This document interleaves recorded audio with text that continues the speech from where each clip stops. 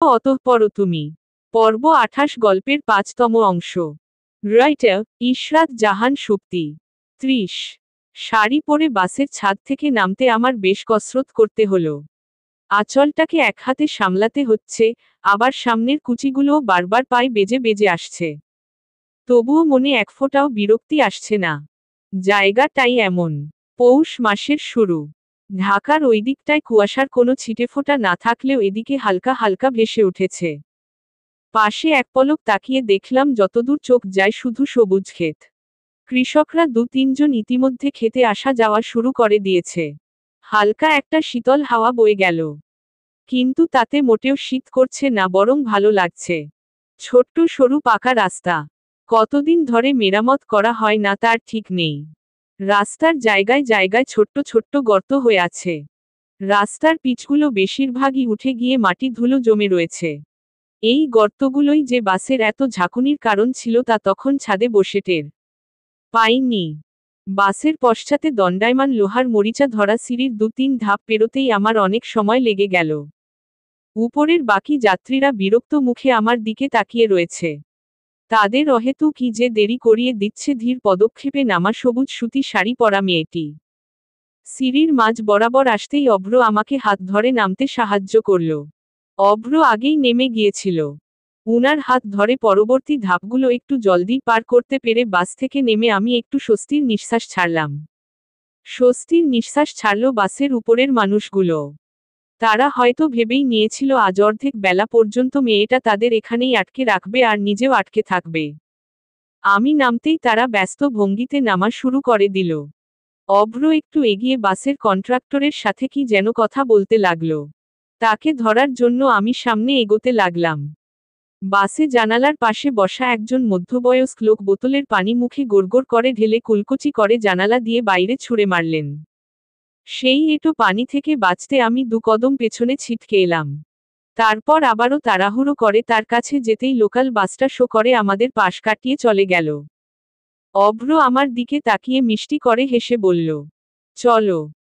সে 2 কদম এগিয়ে যেতেই গাঢ় নীল রঙের শার্ট পরা অভ্রর দিকে একটু অবাক হয়ে তাকিয়ে আমি দ্রুত তার পিছে তাকে পুনরায় ধরার জন্য জোরে জোরে পা চালালাম। রাত 4টা বাজে হঠাৎই অভ্র যখন আমাকে ঘুম থেকে ডেকে তুলে ঘুরতে যাবে বলে শাড়ি পরতে বলল তখন আমি বরাবরই বেশ অবাক হলাম। কিন্তু কোনো প্রশ্ন করতে পারলাম না। কারণ তার শর্তই ছিল কোনো প্রশ্ন করা যাবে না। শাড়ি পরা হয়ে গেলে সেই অন্ধকারের মধ্যেই অভ্র আমাকে নিয়ে চুপি চুপি বেরিয়ে এলো ঘর থেকে। এমনকি সাথে করে গাড়িটিও নিল না। আস্তে আস্তে পায়ে হেঁটে আমরা বাড়ির কাছেই বাস স্ট্যান্ডে চলে এলাম। বাসের সিটগুলো অতিরিক্ত ছোট আর ঘুপসি ধরনের হওয়ায় উনি আমাকে নিয়ে ছাদে চলে এলেন। ছাদে গিয়ে দেখলাম আমাদের মতো অনেকেই আছেন। তবে সবাই কেমন মলিন জামাকাপড় পরনে। বাস যখন যাত্রা শুরু করল তখন অন্ধকার সবে কাটতে শুরু করেছে। তার 40 মিনিট পরই চলে এলাম ঢাকার বাইরে এই অঞ্চলটিতে। ছোট্ট একটি নদীর দুপার ঘেঁষে গড়া ওঠা ছোট্ট বসতি। এমনিতে খুব নিরিবিলি। অনেক দূরত্ব নিয়ে ছড়িয়ে ছিটিয়ে আছে ছোট্ট ছোট্ট টিনের ঘরগুলো। বেলা বাড়তে লাগলো। সুপারি গাছের ডাল নিয়ে কিছু ছোট ছোট বাচ্চারা মাটির রাস্তায় খেলতে নেমে গেছে। পালা বদল করে এবার খালি গায়ে ধূসর পুরনো প্যান্ট পরা একটি ছোট্ট ছোলো সুপারি গাছের ডালের উপর উঠে বসেছে। আর ওই ছেলের থেকে অপেক্ষাকৃত আরেকটু বড় ছেলে 2 হাত দিয়ে ডাল শক্ত করে চেপে ধরে সম্মুখে মুখ করেই জোর খাটিয়ে পেছনের দিকে টেনে নিয়ে যাচ্ছে। কিন্তু ডাল ধরে একটু টানতেই ডালের উপর বসে থাকা ছোট বাচ্চাটা বারবার পেছনে পড়ে যাচ্ছে। যতবারই টানছে ততবারই একই কাণ্ড। এতে ডাল ধরে টানা ছেলেটি ঈষৎ ধমকের সুরে ছোট ছেলেটিকে শক্ত করে ডাল ধরে রাখতে বলল। এবার আর ছোট ছেলেটি পড়ে যাচ্ছে না। ছোট্ট ছোট্ট 2 হাত দিয়ে ডালটি শক্ত করে আঁকড়ে ধরা এবার সে সানন্দেই হিচড়ে টানা গাড়ির মজা উপভোগ করতে পারছে। পড়ে যাওয়া সমস্যাটাকে সমাধান করতে পেরে বাচ্চাটি মহা খুশি। খুশিতে তার মুখের সবকটি দাঁতই বের হয়ে রইল। আমাদের সাথে কোনো ব্যাগপত্রই নেই। এমনকি ফোনও। শূন্য হাতে মাটির কাঁচা রাস্তার পাশে দাঁড়িয়ে আমি বাচ্চাগুলোর কাণ্ড উপভোগ করতে লাগলাম। অভ্র গেছে রাস্তার পাশের টং দোকান থেকে কিছু কিনে আনতে। ঝোপের পাশ থেকে আরও একটি ছোট বাচ্চা ছেলে বেরিয়ে এলো। ছেলেটির কোমরে কালো মোটা সুতা বাঁধে আর কিচ্ছু নেই। এ দেখে তার সমবয়সী আরেকটি ছেলে তাকে ন্যাংটা ন্যাংটা বলে খ্যাপাতে লাগল। কারণ তার পরনে প্যান্ট আছে, সে আর বাচ্চাদের মতো ন্যাংটো থাকে না, এই গর্বে সে গর্বিত। তবে তার প্যান্টের অবস্থাও শোচনীয়। খালি গায়ে ঢিলা ময়লা প্যান্টটি বারবার খুলে খুলে পড়ছে। আর তাকে বারবার হাত দিয়ে সামলিয়ে ঠিক করে পড়তে হচ্ছে। বারবার খ্যাপানয় ন্যাংটো ছেলেটির অপমানে মুখ ফুলে চোখে পানি চলে আসার উপক্রম হল। সে হুট করে একটা কাণ্ড করে বসল। সামনের ছেলেটির প্যান্ট ঝট করে হাত দিয়ে টেনে পা অবধি নামিয়ে দৌড় লাগাল। আমি ফিক করে হেসে দিলাম। তাড়াতাড়ি প্যান্ট হাত দিয়ে টেনে ধরে সেই ছেলেটিও ন্যাংটা ছেলেটার পিছে পিছে ক্ষোভ নিয়ে দৌড়াতে লাগল। অভ্র আমার পাশে এসে দাঁড়ালো। আমি হাসিমুখেই তার দিকে তাকালাম। তার হাতে কলা আর পাউরুটি। উনি আমার দিকে তা বাড়িয়ে দিলেন। কলা দেখে আমি একটু করুণ চোখে তার দিকে তাকালাম। তিনি চোখ রাঙিয়ে আমাকে তাড়াতাড়ি খেতে বললেন। আমি করুণ মুখ নিয়েই জোর করে কলায় কামড় বসালাম। উনি বললেন, এর থেকে বেশি এখানে আর পাওয়া যাবে না। খাওয়া শেষে আমরা সেই মেঠো পথ দিয়ে এগিয়ে যেতে লাগলাম। জায়গাটা এত সুন্দর, আমি মুগ্ধ হয়ে গেলাম। এত ভালো লাগছে সব কিছু। মনটাই ফুরফুরে হয়ে গেল। রাস্তার পাশেই ধানক্ষেতগুলো। কৃষকরা ব্যস্তভাবে কাজ করে যাচ্ছে। কিছু কিছু মহিলাদেরও দেখতে পাওয়া গেল। তারা হয়তো তাদের স্বামীকে সাহায্য করতে এসেছে। একটি কৃষক পাশের ডোবার পানি থেকে মুখ ধুয়ে এলো। সামনে থাকা কৃষক বধূ তার মলিন শাড়ির আঁচল বাড়িয়ে স্বামীকে মুখ মুছতে দিল। গিন্নির আঁচলে মুখ মুছে কৃষকটি পুনরায় কাজে নেমে গেলেন। অভ্র বলল, হাঁটতে কষ্ট হচ্ছে? উহু। পাশ দিয়ে কিছু রাজহাঁস যেতে লাগল। আমি ভয়ে অভ্রর হাতের শার্টের এক কোণা আঙ্গুল দিয়ে চেপে ধরলাম। যদি কামড় দেয়। কিন্তু না, কিছু বলল না। শান্ত ভঙ্গিতে পাশ কাটিয়ে চলে গেল। শুনুন। হুম। বাবা মাকে তো বলে আসেনি। সাথে ফোনও আনিনি। তারা চিন্তা করবে না? বাড়ির বউ যদি একা গায়েব হতো তাহলে চিন্তা করত। যেহেতু ছেলেকে নিয়ে গায়েব হয়েছে তাই চিন্তা করবে না। ভেবে নিবে সেই অধমী একটা না একটা ব্যবস্থা করেই নিয়েছে। আর এখন এত কিছু ভাবতে হবে না। একদিনের জন্য সব ভুলে যাও।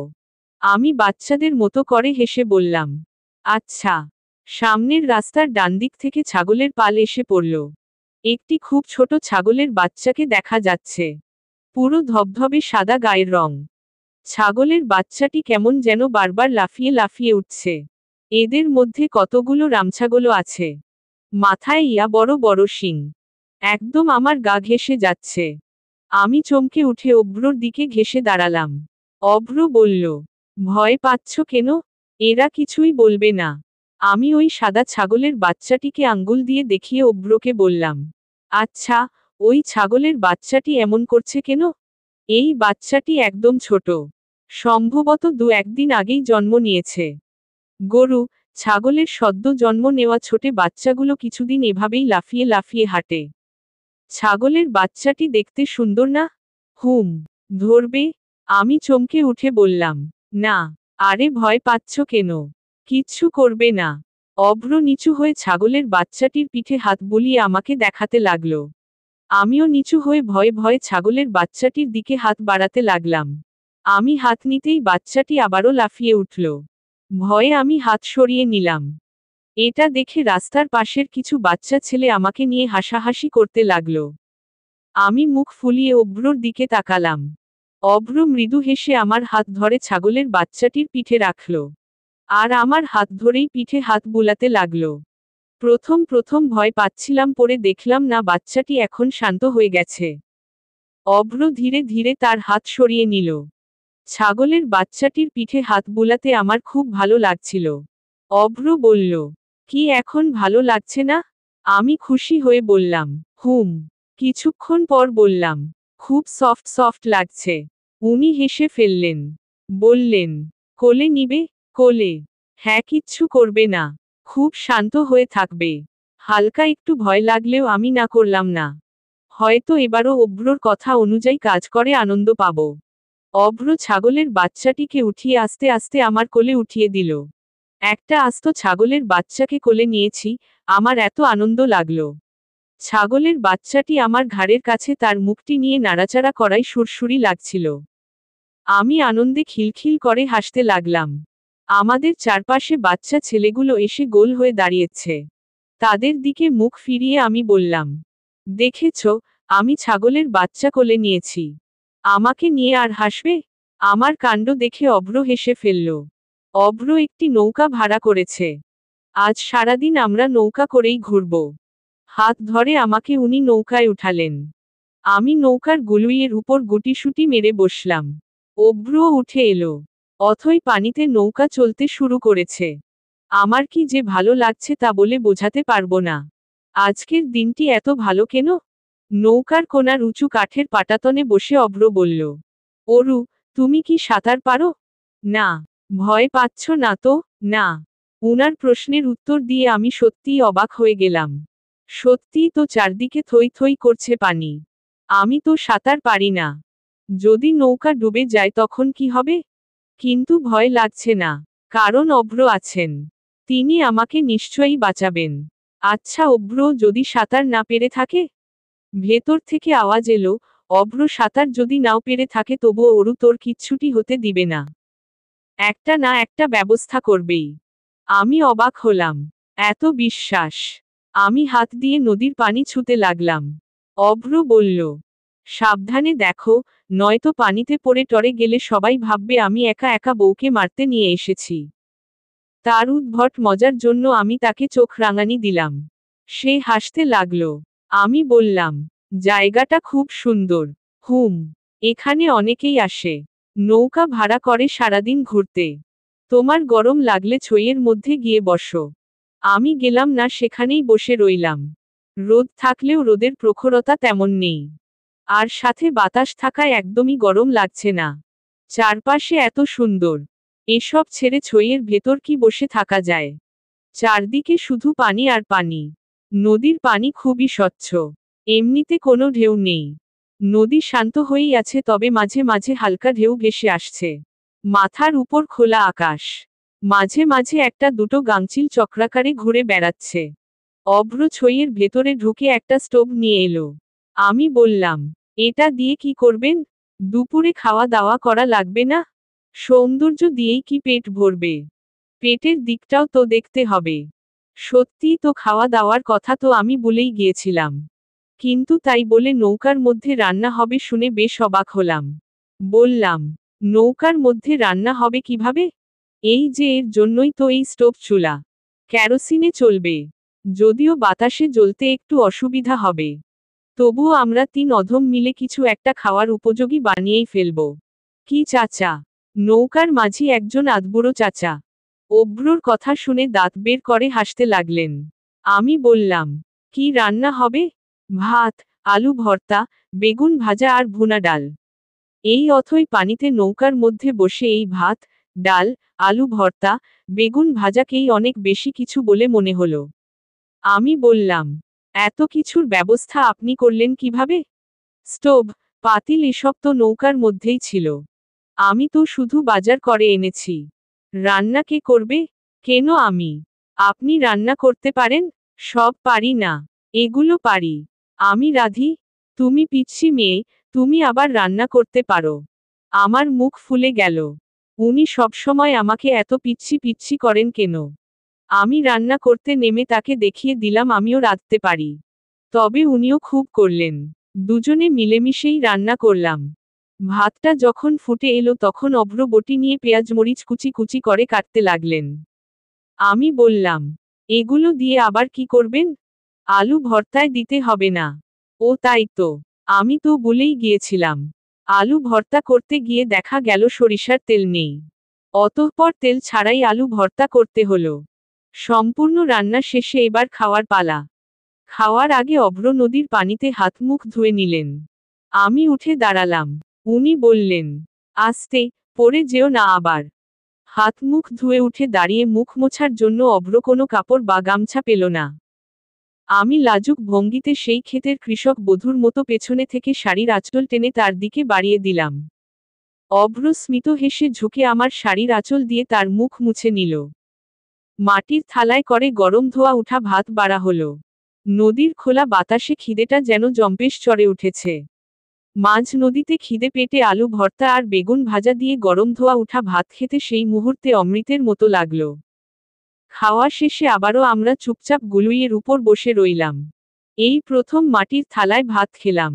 প্রথম অভিজ্ঞতাটা দারুণ লাগছে। সবকিছু মিলিয়ে এত ভালো লাগছে। খুশিতে মনটা প্রফুল্লিত হয়ে আছে। সবকিছু দারুণভাবে উপভোগ করতে লাগলাম। আমার মনে হলো আমার আনন্দটা বোধ হয় স্পষ্টভাবে আমার চেহারায় ফুটে উঠেছে। অভ্র জিজ্ঞাসা করল, মনটা ভালো হয়েছে? আমি খুশি হয়ে বললাম, হুম। উদ্যম বাতাসে উড়তে থাকা অবাধ্য চুলগুলোকে আমার কানে গুজে দিয়ে অভ্র বলল, এভাবেই সবসময় হাসি খুশি থাকবে। মুখের এই হাসিটা তোমায় স্যুট করে। আমি সঙ্গে সঙ্গে মুখ ভার করে বললাম, তার মানে হাসি ছাড়া অন্য ভাবে দেখতে আমায় ভালো লাগে না? আমার হঠাৎ পরিবর্তনে অভ্র থতমত খেয়ে গেল। বলল, না, আমি এটা বলতে চাইনি। কি বলতে চাইছেন? না হাসলে আমায় পেতনির মতো লাগে? অভ্র ঘাবড়ে গিয়ে আমতা আমতা করতে লাগল। আমি হঠাৎ জোরে জোরে হাসতে শুরু করে দিলাম। আমার ফাজলামি বুঝতে পেরে অভ্রও হেসে দিল। আকাশটা আজ একদম নীল হয়ে আছে। তার মাঝে মাঝে সাদা পেজোর মতো তুলো ভেসে বেড়াচ্ছে। বৈঠা বাওয়ায় নদীর পানিতে ছলাৎ ছলাৎ শব্দ ছাড়া আর কোনো শব্দ নেই। নদীর উপর দিয়ে বয়ে যাওয়া হালকা শীতল বাতাস আমার খোলা চুলগুলোকে বারবার কপালে এনে ফেলছে। অভ্র এখন মাথার নিচে এক হাত দিয়ে নৌকার পাটাতনের উপর শুয়ে আছে আর আকাশ দেখছে। আমার হঠাৎ মনে হলো, ইস, তার হাতের উপর শুয়ে যদি একটু আকাশ দেখতে পারতাম। পরক্ষণেই মনে মনে জিভ কেটে মুচকি হেসে বললাম, ধুর, কি ভাবছি। চারিদিকেই সুন্দরের ছড়াছড়ি। আমি মুগ্ধ চোখে তাকিয়ে তাকিয়ে দেখছি। সেই সকাল থেকেই ক্ষণে ক্ষণে অভ্রর জন্য আমি শুধু মুগ্ধ হয়েই যাচ্ছি। আচ্ছা, আজ কি মুগ্ধ হওয়া দিবস? নৌকা থেকে আমরা বিকেলের একটু আগে নামলাম। এই জায়গাটা মনে হচ্ছে আরো সুন্দর। নদীর চরের উপর ২-৩ জন ফেরিওয়ালা এসে বসেছে। বিকেলের দিকে অনেকেই ঘুরতে এসেছে।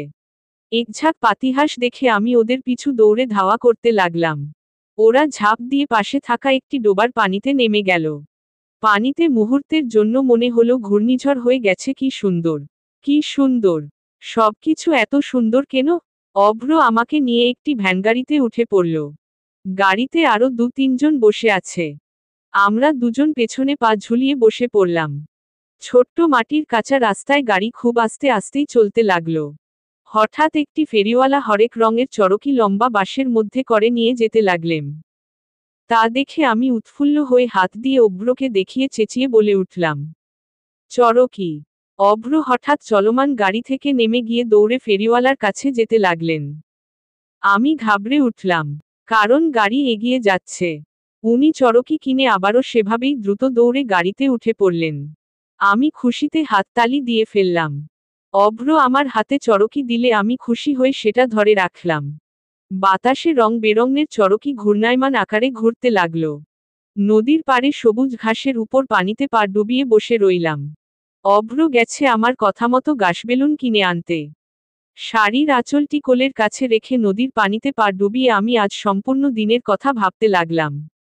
এত আনন্দ আমি আমার জীবনে আর কখনো পাইনি। মনে হচ্ছে আমার খুশি বাঁধ ছাড়া হয়ে গেছে। ভেতর থেকে বাইরে উপচে পড়ছে। আনন্দে আজ নাচতে ইচ্ছে করছে, গাইতে ইচ্ছে করছে। নদীর পানিতে পা দুলিয়ে দুলিয়ে আমি খুশিতে ছোটবেলার একটি প্রিয় গান হঠাৎ গাইতে লাগলাম। আকাশে বাতাসে চল সাথী, উড়ে যাই চল, ডানা মেলে রে। ময়না রে যাব তোর পিছু পিছু, ডানা মেলে রে। এতটুকু গাইতেই পাশে তাকিয়ে দেখি অভ্র একটি গাছের সাথে হেলান দিয়ে বুকে হাত গুজে দাঁড়িয়ে আছে। মুখে আছে সেই নজরকাড়া মিষ্টি হাসি। আমি সঙ্গে সঙ্গে থেমে গেলাম। লাজুক হেসে মাথা নিচু করলাম। উনিও আমার পাশে বসে নদীর পানিতে পা ডুবিয়ে বললেন, থেমে গেলে কেন? ভালোই তো লাগছিল, গাও। আমি একটু থেমে লাজুক হেসে আবারও গাইতে লাগলাম। আকাশে বাতাসে চল সাথী, উড়ে যাই চল, ডানা মেলে রে। অভ্র আমার দিকে ঈষৎ ঝুঁকে মুখ এনে গাইল, ময়না রে যাব তোর পিছু পিছু, ডানা মেলে রে। আমি তার দিকে তাকিয়ে গাইলাম, আকাশে ভেসে চল, রূপকথার দেশে চল। অভ্র আঙুল দিয়ে আকাশের দিকে ইশারা করে চোখ ছোট ছোট করে গাইল, ওই দেশে বাঁধব ঘর, পার হয়ে তেপান্তর। তারপর আমরা দুজনেই গেয়ে উঠলাম। 7 সাগর 13 নদী, পেছনে ফেলে রে। রিমঝিম ঝিম বৃষ্টি শেষে, সূর্য আবার উঠবে হেসে। সে আমার এ দু চোখে স্বপ্ন ছড়াবে। অভ্র, নেই তো দু চোখ ঘুমের ঘোরে, স্বপ্ন তবু দু চোখ জুড়ে। সেই সুখে মন পাখি, যে পাখা উড়াবে। আমি, সুরে সুরে, অভ্র, গানে গানে, খুশিতে, আজ মন যে দোলে। আমি, আকাশে বাতাসে চল সাথী, উড়ে যাই চল, ডানা মেলে রে। ময়না রে যাব, তোর পিছু পিছু, ডানা মেলে রে। আকাশে ভেসে চল, রূপকথার দেশে চল, ওই দেশে বাঁধব ঘর, পার হয়ে তেপান্তর। 7 সাগর 13 নদী, পেছনে ফেলে রে। ধীরে ধীরে জোরতা কাটিয়ে আমি স্বাচ্ছন্দ্যে গান গাইতে লাগলাম। আর আমার সাথে সাথে তাল মিলিয়ে অভ্র। ধীরে ধীরে পানিতে দুলতে থাকা আমাদের পায়ের তালের সাথে সাথে গলার স্বরও বাড়তে লাগলো। আমরা দুজন নির্জন নদীর পাড়ে বসে গলা ছেড়ে গান গাইতে লাগলাম। একসময় হাঁফিয়ে উঠে দুজন সবুজ ঘাসের উপরেই শুয়ে পড়লাম। হাঁফাতে হাঁফাতে একে অপরের দিকে তাকিয়ে দুজনেই হেসে ফেললাম। ঘাসে শুয়ে থেকে মাথার উপরের খোলা আকাশ দেখতে ভীষণ ভালো লাগছে। পাশে থাকা আগাছা ধরনের গাছের সাথে অভ্রর বেঁধে রাখা গাছবেলুনগুলো আমি হাত বাড়িয়ে খুলে ছেড়ে দিলাম। আমাদের গানের ন্যায় গাছবেলুনগুলো আকাশে উড়ে যেতে লাগলো। আমি একবার অভ্রর দিকে তাকিয়ে দেখলাম অভ্র মুখে মিষ্টি একটি হাসির রেখা টেনে একদৃষ্টিতে আকাশ দেখছে। মুচকি হেসে এই নীল অভ্রর থেকে চোখ সরিয়ে মাথার উপরের ওই নীল অভ্রর দিকে তাকিয়ে আমি ভাবলাম, আমাদের সবার জীবনেই এমন একটি মানুষ থাকা দরকার যে হুট করে আমাদের মন ভালো করে দিতে পারবে। যার কাছে থাকবে আমাদের মন ভালো করে দেওয়ার রহস্যময়ী ঔষধ। অন্য কিছু না থাকলেও চলবে, কিন্তু মন ভালো করে দেওয়া ক্ষমতা সম্পন্ন মানুষ থাকতেই হবে। এটি প্রয়োজন, খুব খুব প্রয়োজন। অতঃপর তুমি। পর্ব 29। রাইটার ইশরাত জাহান সুপ্তি। 31। নিস্তব্ধ রাতের নীরবতার মাঝে মাঝে এক দুবার রাতের অচেনা পাখিরা ডেকে ডেকে উঠছে। জানালার সাদা পর্দাকে স্বচ্ছ কাচের উপর মৃদু দুলিয়ে উঠে বাইরে থেকে বিনা অনুমতিতে প্রবেশ করছে হালকা হিমেল হাওয়া। শুধু কি বিনা অনুমতিতে প্রবেশ করেছে, সাথে করে চাঁদের শুভ্র মায়াবী আলোকে টেনে এনে পরিবেশটাকে আরো মোহনীয় বানিয়ে রেখেছে। সারা দিনের ক্লান্তির পর পাশের বালিশেই সোজা হয়ে নিশ্চিন্তে ঘুমিয়ে আছে অভ্র। গভীর রাত তবুও চোখে এক বিন্দুও ঘুম আসছে না আমার। আজ যেন ঘুমেরা আমার থেকে ছুটি নিয়েছে, আমায় আজ তার স্বপ্নের পৃথিবীতে নিয়ে যাবে না সে। বলে গেছে তুমি এখন স্বপ্নেই আছো। বাস্তব স্বপ্ন, ঘুমাচ্ছন্ন স্বপ্নের তোমার আজ প্রয়োজন নেই। আজ সারাদিনের ভালোলাগার আবেশ আমার এখনো কাটেনি। মনে হচ্ছে অভ্র আজ আমাকে একটা স্বপ্নের পৃথিবী থেকেই ঘুরিয়ে নিয়ে আসলো। এত সুন্দর দিন আমি আমার জীবনে আর কখনো পাইনি। দিন শেষ হয়ে গেছে, কিন্তু আমার মনে সেই রেশ এখনো রয়ে গেছে। কেমন একটা অদ্ভুত অনুভূতি হচ্ছে। এমন একটা অনুভূতি প্রবলভাবে মনের মধ্যে আজ নাড়া দিয়ে উঠছে যার সাথে এই 19 বছরের ওরুর আজ অবধি পরিচয় ঘটেনি। বাতাসে আজ যেন সুরেরা ভেসে বেড়াচ্ছে, ছন্দেরা গান গাইছে। বুকের নিচে দু হাত রেখে সেসবই সম্মোহিত দৃষ্টিতে লক্ষ্য করছি আমি। হঠাৎ করেই জীবনটা এত অন্যরকম লাগছে কেন? আমি তো ঘুমিয়ে নেই তবুও স্বপ্নের মতো লাগছে কেন? কেন কেন কেন? এটা কি এই ছেলেটির জন্য? আমার পাশে ঘুমানো অভ্র নামের ছেলেটির জন্য? তার দিকে আস্তে করে ঘুরে মাথার নিচে এক হাত দিয়ে বালিশের উপর ভর করে সেই ছেলেটাকে আমি দেখতে লাগলাম। আমার মন শুধু ভালো না, চরম ভালো করে দিয়ে সে এখন নিশ্চিন্তে ঘুমাচ্ছে। কিন্তু আমি তো ঘুমাতে পারছি না। বাতাসের সুরেলা ছন্দের সাথে তাল মিলিয়ে আমি হঠাৎ মৃদু স্বরে গাইতে লাগলাম। তোমাকে না লেখা চিঠিটা, ডাকবাক্সের এক কোণে, সাদা খামের না লেখা, নাম এঁকেছে তার গানে। সেই চিঠি যত লেখা, থাকে একা একা, সেই গানের আসনা সুর, আঁকা একা একা, ছুঁয়ে যায় তবুও কখন এসে। যদি বলি সেসবই তোমারই, একা চিঠি, একা একা মন।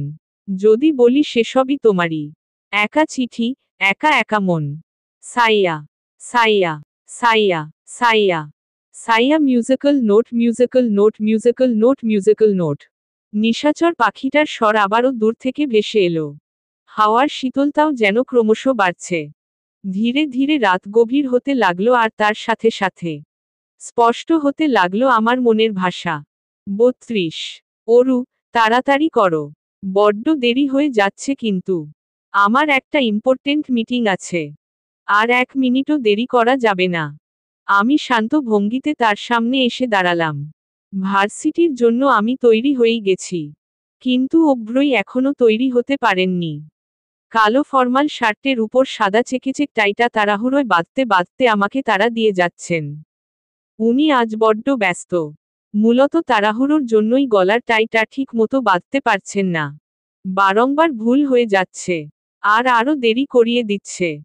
লাজুক ভঙ্গিতে মনে মনে মুচকি হেসে আমি তার সামনে গিয়ে চুপচাপ তার টাই বাঁধতে লাগলাম। এই প্রথম কেমন যেন নিজেকে সত্যিই তার বউ বউ মনে হচ্ছে। গলার টাই বাঁধা শেষ হলে অভ্রর দিকে তাকিয়ে দেখলাম সে মুখে একটা দুষ্টু হাসি টেনে আমার কাণ্ড দেখছে। উনি বললেন, পিচ্ছিটা আবার গলার টাইও বাঁধতে পারে।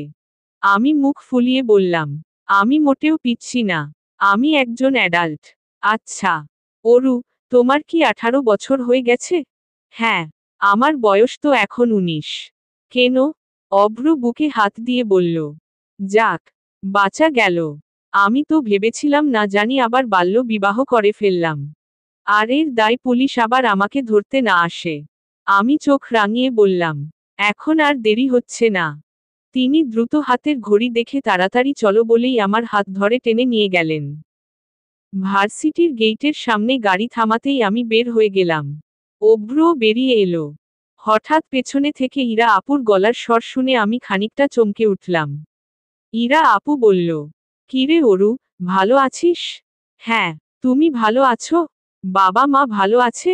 ইরা আপু হেসে বলল, হ্যাঁ সবাই ভালো আছে। তারপর অভ্রর দিকে তাকিয়ে বলল, অভ্র, তুমি ভালো আছো? অভ্র নিচের দিকে তাকিয়েছিল। ইরা আপুর কথায় মুখ তুলে ভ্রু কুঁচকে বলল, হু, তুমি হঠাৎ এখানে? এই তো একটু ঘুরতে এলাম। আগের সংস্পর্শে এসে যদি মনটা একটু ভালো হয়। তোমার মনে আছে অভ্র এই ভার্সিটির ক্যাম্পাসে বসে আমরা কত মজা করতাম?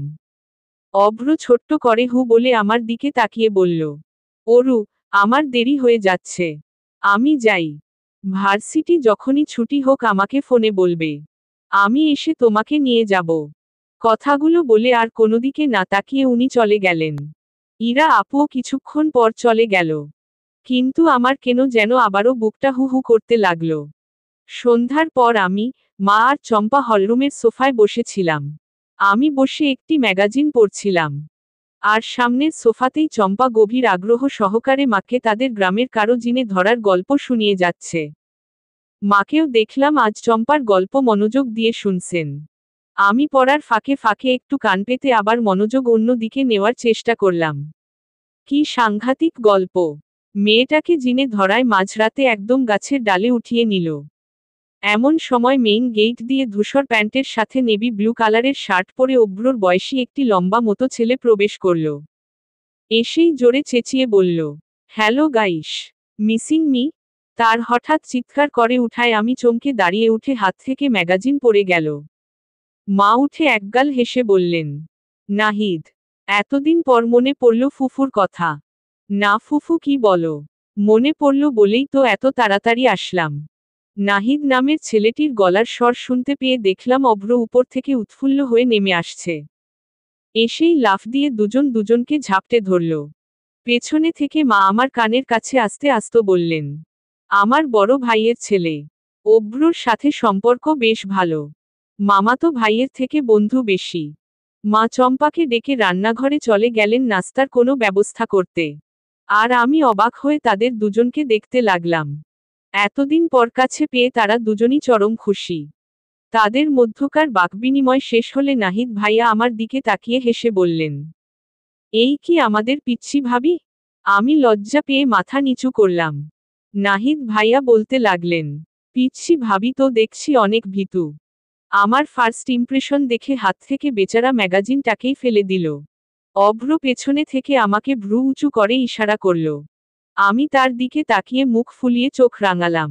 নাহিদ ভাইয়া বললেন, অরু, আজকে কিন্তু তোমার হাতের চা খেয়েই যাব। অরু বললাম বলে আবার কিছু মনে করো না। আসলে তুমি আমার থেকে অনেক ছোট, তো তাই ভাবি বলতে একটু অন্যরকম লাগে। আমি বললাম, ইটস ওকে ভাইয়া, আপনি বলতে পারেন। আরও কিছু কথার পর আমি রান্নাঘরে চলে এলাম। চা বানিয়ে মার বানানো কিছু নাস্তা ট্রেতে করে আমি তাদের দেওয়ার উদ্দেশ্য হলরুমের দিকে পা বাড়ালাম। হলরুমের কাছে যেতেই একটি পিলারের আড়ালে থমকে গেলাম। শুনতে পেলাম নাহিদ ভাইয়া সোফায় বসে অভ্রকে বলছে, অভ্র, তুই ফোনে যা বললি তা কি সত্যি? ইরা ফিরে এসেছে? অভ্র বললেন, হুম। তারপর, তোর সাথে কি ওর কোনো কথা হয়েছে? একদিন অফিসে এসেছিল। কি বলল? এমনিই ক্ষমা চাইছিল। কাঁদছিল। মাসুদ ওর সাথে কি কি খারাপ করেছে বলছিল। এখন খারাপ লাগছে কেন? তখন তো হুড়হুড় করে মাসুদের হাত ধরে পালিয়ে গেল। যেমন কর্ম তেমন ফল। তারপর, তুই কি বললি? বাদ দে তো। এসব নিয়ে কথা বলতে ভালো লাগে না। অতঃপর তুমি। পর্ব 30। রাইটার, ইশরাত জাহান সুপ্তি। 32। ভেবে ভেবে বলি। বন্ধ দু চোখের। নিভু নিভু আলোয়। যে আলো হয়ে ভেসে আসো তুমি। মনে হয় মিশে যাই তোমার আরো কাছে। যদি যাও চলে তুমি। জড়িয়ে বলবো যেও না। বাম চোখ বেয়ে অজান্তেই গড়িয়ে পড়া অশ্রুর শীতল স্পর্শ গালে অনুভব হতেই আমি বন্ধ দু চোখ আস্তে আস্তে খুলে দেখলাম সন্ধ্যের লাল আভা এখন নিকষ কালো অন্ধকারে রূপ নিয়েছে। কিন্তু আমার ভেতরের জন্য কোনো ভাবান্তর প্রকাশ পেলাম না। বেতের রকিং চেয়ারটির উপর হেলান দিয়ে আমি সেভাবেই নিথর ভঙ্গিতে পড়ে রইলাম। ফোনের মিউজিক প্লেয়ারে করুণ সুর তুলে অনবরত গানটি বেজেই চলেছে। আমার বুক জুড়ে শুধু ভেসে বেড়াচ্ছে হাহাকার। মাথার মধ্যে অনবরত ঘুরে বেড়াচ্ছে শুধু একটাই প্রশ্ন, অভ্র কি এখনো ইরা আপুকে ভালোবাসে? তাকে আমি চিনেছিলামই তার তীব্র ভালোবাসার স্বভাবে। এতটা প্রবল ভালোবেসে কি কেউ আদৌ তাকে মন থেকে মুছে ফেলতে পারে? খোঁচা খোঁচা দাড়ির মলিন মুখ করে থাকা অভ্র একবার আমাকে বলেছিল ভালোবাসা নাকি একবারই হয়। এক মন এক ভালোবাসা। সেই অভ্র আজ বদলে গেছে। কিন্তু সেই মন কি সত্যি বদলেছে? ইরা আপুকে কি সে তার মন থেকে মুছে ফেলতে পেরেছে? কাল বিকেলে যা হলো তার কি কোনো মানে আছে? কাল বিকেলে নাহিদ ভাইয়া হুট করে অভ্রকে বলল বাইরে থেকে বেরিয়ে আসার কথা। বাসার মধ্যে তার বোরিং লাগছে। সাথে আমাকেও নিতে বলল। আমরা তিনজন ঢাকার একটি চিরচেনা কফি শপে গিয়ে বসলাম। অভ্র আজ একটি সাদা প্যান্টের উপরে ধূসর রঙের শার্ট পরেছিল। আর শার্টের হাতাটি সবসময়ের মতো ফোল্ড করে রাখায় তাকে দেখতে বরাবরের মতোই ভীষণ ভালো লাগছিল। আমার পরনে ছিল সাদা রঙের জামা। আর বাম কাঁধে ফেলে রাখা কালো শাল চাদর। অভ্র 3 মগ কফি অর্ডার করল। হালকা হাসি ঠাট্টা খোশ গল্পের মাঝে মাঝে কফির মগে চুমুক দিয়ে আমরা সময় পার করছিলাম। নাহিদ ভাই গানের মানুষ। একটু পরপরই গুনগুনিয়ে উঠেন। সব সময় সাথে গিটার রাখেন। আজ নেই, তবে তিনি বললেন, আজ নাকি তার ভেতর ভালো সুর আসছে। ফোনের রেকর্ড প্লেয়ার অন করে তিনি গুনগুনিয়ে আমার ভিনদেশী তারা গানটি গাইতে লাগলেন। ধোয়া উঠা গরম কফির সাথে সাথে আমরা তা উপভোগ করতে লাগলাম। কফি শপের স্বচ্ছ গ্লাসের ওপারে হঠাৎ একজনকে চোখে পড়ায় আমার নজর তীক্ষ্ণ হয়ে উঠল। খেয়াল করলাম শুধু আমি না, অভ্র আর নাহিদ ভাইও দেখছে। মাসুদ ভাই একটি কালো রঙের গাড়ি থেকে নেমে কানে ফোন ধরে পাশের শপিং মলে হেঁটে যাচ্ছে। সে যে দেশে ব্যাক করেছে এটাই আমরা জানতাম না। নোংরা একটি লোক। দেখতে পেয়েই মেজাজটা বিগড়ে গেল। খুব করে চাইলাম যেন তার চোখ আমাদের উপর না পড়ে, কিন্তু আফসোস, যেটা চাওয়া হয় বেশিরভাগ ক্ষেত্রে তার উল্টোটাই হয়। মাসুদ ভাই অভ্রকে দেখে ফেলল। এবং মুখে একটা বাঁকা হাসি ঝুলিয়ে আমাদের দিকেই এগিয়ে এলো। আমাদের টেবিলের কাছে এসে দাঁড়িয়ে চোখ থেকে সানগ্লাসটা খুলে বলল, কিরে দোস্ত, কেমন আছিস? কতদিন পর দেখা হলো। অভ্র মুখটা শক্ত করে সামনে তাকিয়ে রইল। মাসুদ ভাই বলতে লাগলেন, কাম অন অভ্র, এতদিন পর দেখা হলো, একটা হাত তো অন্তত করবি। অভ্র বলল, ভালো চাস তো এখান থেকে চলে যা। আমি তো তোর ভালোই চাই অভ্র। এজন্যই তো তোর জন্য তোর ইরাকে ছেড়ে দিলাম। নাহদি ভাই বললেন, সেমলেস হওয়ার একটা সীমা থাকে মাসুদ। এত কিছুর পরও অভ্রর সামনে দাঁড়াতে তোমার বাধে না। অভ্র তোমাকে কত ভালো বন্ধু মনে করত, আর তুমি কেন করলে তুমি এমন? Jealous Nahid, jealous. খুব জ্বলতো ওর জন্য। ভার্সিটির best student, most handsome boy, স্যারদের প্রিয়, স্পোর্টসে সেরা। সহ্য হচ্ছিল না আর। আমিও তো কোনো অংশে কম ছিলাম না, তবুও আমার নামটা চাপা পড়ে থাকতো শুধু এর জন্য। খুব ইচ্ছে ছিল একে একবার টপকে আমি আগে যাব। আর অব্রুর গার্লফ্রেন্ড ইরাও সুযোগটা করেই দিল। প্রচণ্ড সুবিধাভোগী মেয়ে বুঝলে। এরা আবার ভদ্র ছেলেগুলোকে অত পছন্দ করে না। এদের সাথে ফ্লার্ট করতে হয়। আমার বন্ধু অব্র একটু বেশিই ভালো ছেলে, তো তাই এত কিছু বুঝতো না। ওর চোখের আড়ালেই একটু একটু করে পটিয়ে রেখেছিলাম। তারপর সুযোগ বুঝেই কোপ। কিন্তু বন্ধুত্বের মধ্যে কি আর এসব মনে রাখলে চলে বল অব্র? পেছনের কথা পেছনে চলে গেছে। আমরা তো এখনো ভালো বন্ধু। আমি দেখলাম টেবিলের উপর রাখা অব্রর হাতটি মুষ্টিবদ্ধ হচ্ছে। আমি বললাম, আপনার লজ্জা করে না এত কিছুর পরও নিজেকে বন্ধু বলতে? মাসুদ ভাই এবার আমার দিকে তাকিয়ে ভ্রু কুঁচকে বলল, তুমি আমার এক্স শালিকা না? তোমাকে তো আগে খেয়ালই করিনি আমার এত সুন্দর একটা শালিকা আছে। এখন তো মনে হচ্ছে এত সুন্দর এক্স শালিকাকে প্রেজেন্ট রাখার জন্য হলেও আমার এত তাড়াতাড়ি ইরাকে ছাড়া ঠিক হয়নি। 2 দিন একটু শালিকার আদর যত্ন নিতাম। অভ্র দাঁতে দাঁত চেপে বললেন, নাহিদ ওকে বল এখান থেকে চলে যেতে। নাহিদ ভাই বললেন, মাসুদ তুমি প্লিজ এখান থেকে যাও। পাবলিক প্লেসে সিন ক্রিয়েট করো না। মাসুদ ভাইয়ের ফোনেও একটি কল আসায় তিনি একটি বাঁকা হাসি দিয়ে চলে গেলেন। অব্রুর মুখটা থমথমে হয়ে গেছে। পরিবেশটাই কেমন ভারী হয়ে উঠল। কিছুক্ষণ নীরবতা শেষে নাহিদ ভাই বলে উঠলেন, তোমরা আর কিছু খাবে? আমি ঘাড় নাড়িয়ে না বলে 2 মিনিট সময় চেয়ে ওয়াশরুমে চলে এলাম। কিছুক্ষণ পর ওয়াশরুম থেকে বেরিয়ে দূর থেকে দেখলাম মাসুদ ভাই আবারও এসেছেন। এবং তার শয়তানি ভঙ্গিতে আবারও অব্রকে কিছু একটা বলছেন। স্পষ্ট শুনতে পেলাম না, তবে এতটুকু বুঝতে পারলাম ইরা আপুকে নিয়ে কিছু বলছেন। অভ্র পেছনে ঘুরে বসেছে, তার মুখটা এখান থেকে দেখা যাচ্ছে না। আমার রাগ চেপে গেল। ইচ্ছে করছে এই লোকটাকে একটা থাপ্পড় মেরে আসি। আরও কিছু কথা হলো আমি শুনতে পেলাম না। একসময় হুট করে অভ্র রেগে উঠে মাসুদ ভাইয়ের শার্টের কলার চেপে ধরল। তিনি প্রচণ্ড ক্ষেপে গেছেন। কফি শপের সবাই উঠে দাঁড়িয়ে দেখছে। নাহিদ ভাই শত চেষ্টা করেও ছাড়াতে পারছেন না। আমি দৌড়ে গেলাম। তাদের দুজনের হাত ধরে ছাড়াবার চেষ্টা করলাম। কানে এলো শুধু অব্রর বারবার বলা একটি কথাই। বলেছিলাম না ওর সম্পর্কে আর একটা কথাও না বলতে। বলেছিলাম না। আমি তাদের দুজনের হাত ধরে ছাড়াতে চাওয়ায় অব্র আমাকে বলল, অরু তুমি এখান থেকে যাও। আমি শুনলাম না। এবার অব্র প্রচণ্ড জোরে চেঁচিয়ে বলল, বলেছি না এখান থেকে যাও। আমি চমকে উঠে স্থির হয়ে গেলাম। অভ্র আমার সাথে এর আগেও রাগ করেছে, ধমক দিয়েছে, কিন্তু এমনভাবে এতটা রেগে চেঁচিয়ে কখনো কথা বলেনি। আমার চোখ মুহূর্তে পানিতে ভরে উঠল। আকাশের বাঁকা চাঁদটির দিকে তাকিয়ে আরও একবার মনটি কেঁপে উঠে প্রশ্ন করে উঠল, অভ্র কি এখনো ইরা আপুকে ভালোবাসে? নয়তো ইরা আপু সম্পর্কে কিছু বলায় তার এত রাগ কেন উঠল? রাগ তো আমারও উঠেছিল, কারণ ইরা আপু আমার বোন। কিন্তু আমার রাগ আর তার রাগ কি একরকম ছিল? তিনি এতটা ক্ষেপে কেন গেছিলেন? একটি মেয়ে সম্পর্কে এমন কথা বলা হয়েছে বলে? নাকি একটা বিশেষ মেয়ের সম্পর্কে এমন কথা বলা হয়েছে বলে? মনের একটি অংশ বারবার এই প্রশ্নগুলো তুলছে, আবার আরেকটি অংশ প্রবল বেগে ঠেকিয়ে রাখছে। খুব করে চাইছে যে এসব কিছু মিথ্যে হোক। আচ্ছা, যদি মিথ্যাও হয় তবেও কি? অভ্রর মনে কি আমার জন্য কখনো একটু ভালোবাসা জন্মাবে না? তিনি আমার জন্য যা কিছু করেন তা কি শুধুই দায়িত্ববোধ?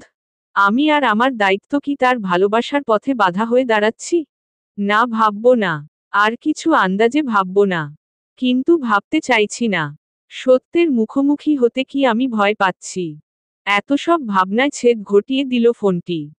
কর্কশ শব্দ করে বেজে উঠে জানান দিল ইরা আপু ফোন করেছে। ফোনটা হাতে নিয়ে তার নাম দেখে আবারও রেখে দিলাম। ধরলাম না। ফোন করলেই অভ্র কি করছে? অভ্র খেয়েছে কিনা? অফিসে গিয়েছে কিনা? এই সব প্রশ্নগুলো শুনতে আমার ভালো লাগে না। রাতে অভ্র একটু দেরি করে অফিস থেকে বাড়ি ফিরল। গায়ে থেকে নেভি ব্লু রঙের ব্লেজার খুলে সাদা শার্টের হাতাটি ফোল্ড করে হাতের রোলাক্স ঘড়িটির ফিতা খুলতে লাগলেন। আমি একটু দূরত্ব রেখেই তার পাশে গিয়ে দাঁড়িয়ে অপলক ভাবে তাকিয়ে রইলাম। অভ্র ঘড়ির ফিতা থেকে মুখ তুলে আমার দিকে তাকিয়ে বলল, অরু, কিছু বলবে? আমি আস্তে করে ডানে বামে মাথা নাড়ালাম। অভ্র আবারও ঘড়ির ফিতা খোলায় মনোযোগ দিল। চোখে টলমল করা অনাহুত অশ্রুকে গড়িয়ে পড়া থেকে আটকানোর জন্য নিচের ঠোঁট কামড়ে ধরে আমি মনে মনে বললাম, আমায় একটু ভালোবাসলে কি হয় অভ্র? 33। চম্পা এসে যখন জানালো ইরা আপু বাসার ল্যান্ডলাইনে ফোন করেছে তখন আমি শুধু অবাক না বেশ অবাক হলাম। কিছুদিন ধরে তার ফোন ধরছি না, বেশিরভাগ সময় বন্ধই করে রেখেছি। তাই বলে আপু ল্যান্ডলাইনে ফোন করবে? এমন কি জরুরি কথা থাকতে পারে আপুর? তবুও ভাগ্যিস বাবা ধরেছিল, যদি মা ফোন ধরত তবে একটা তুলকালাম কাণ্ড বানিয়ে ফেলতেন। আমি নিচে গিয়ে ফোন ধরলাম। আপু খুব করে বললেন, আজ যেন বিকেলে একবার ও বাড়ি যাই।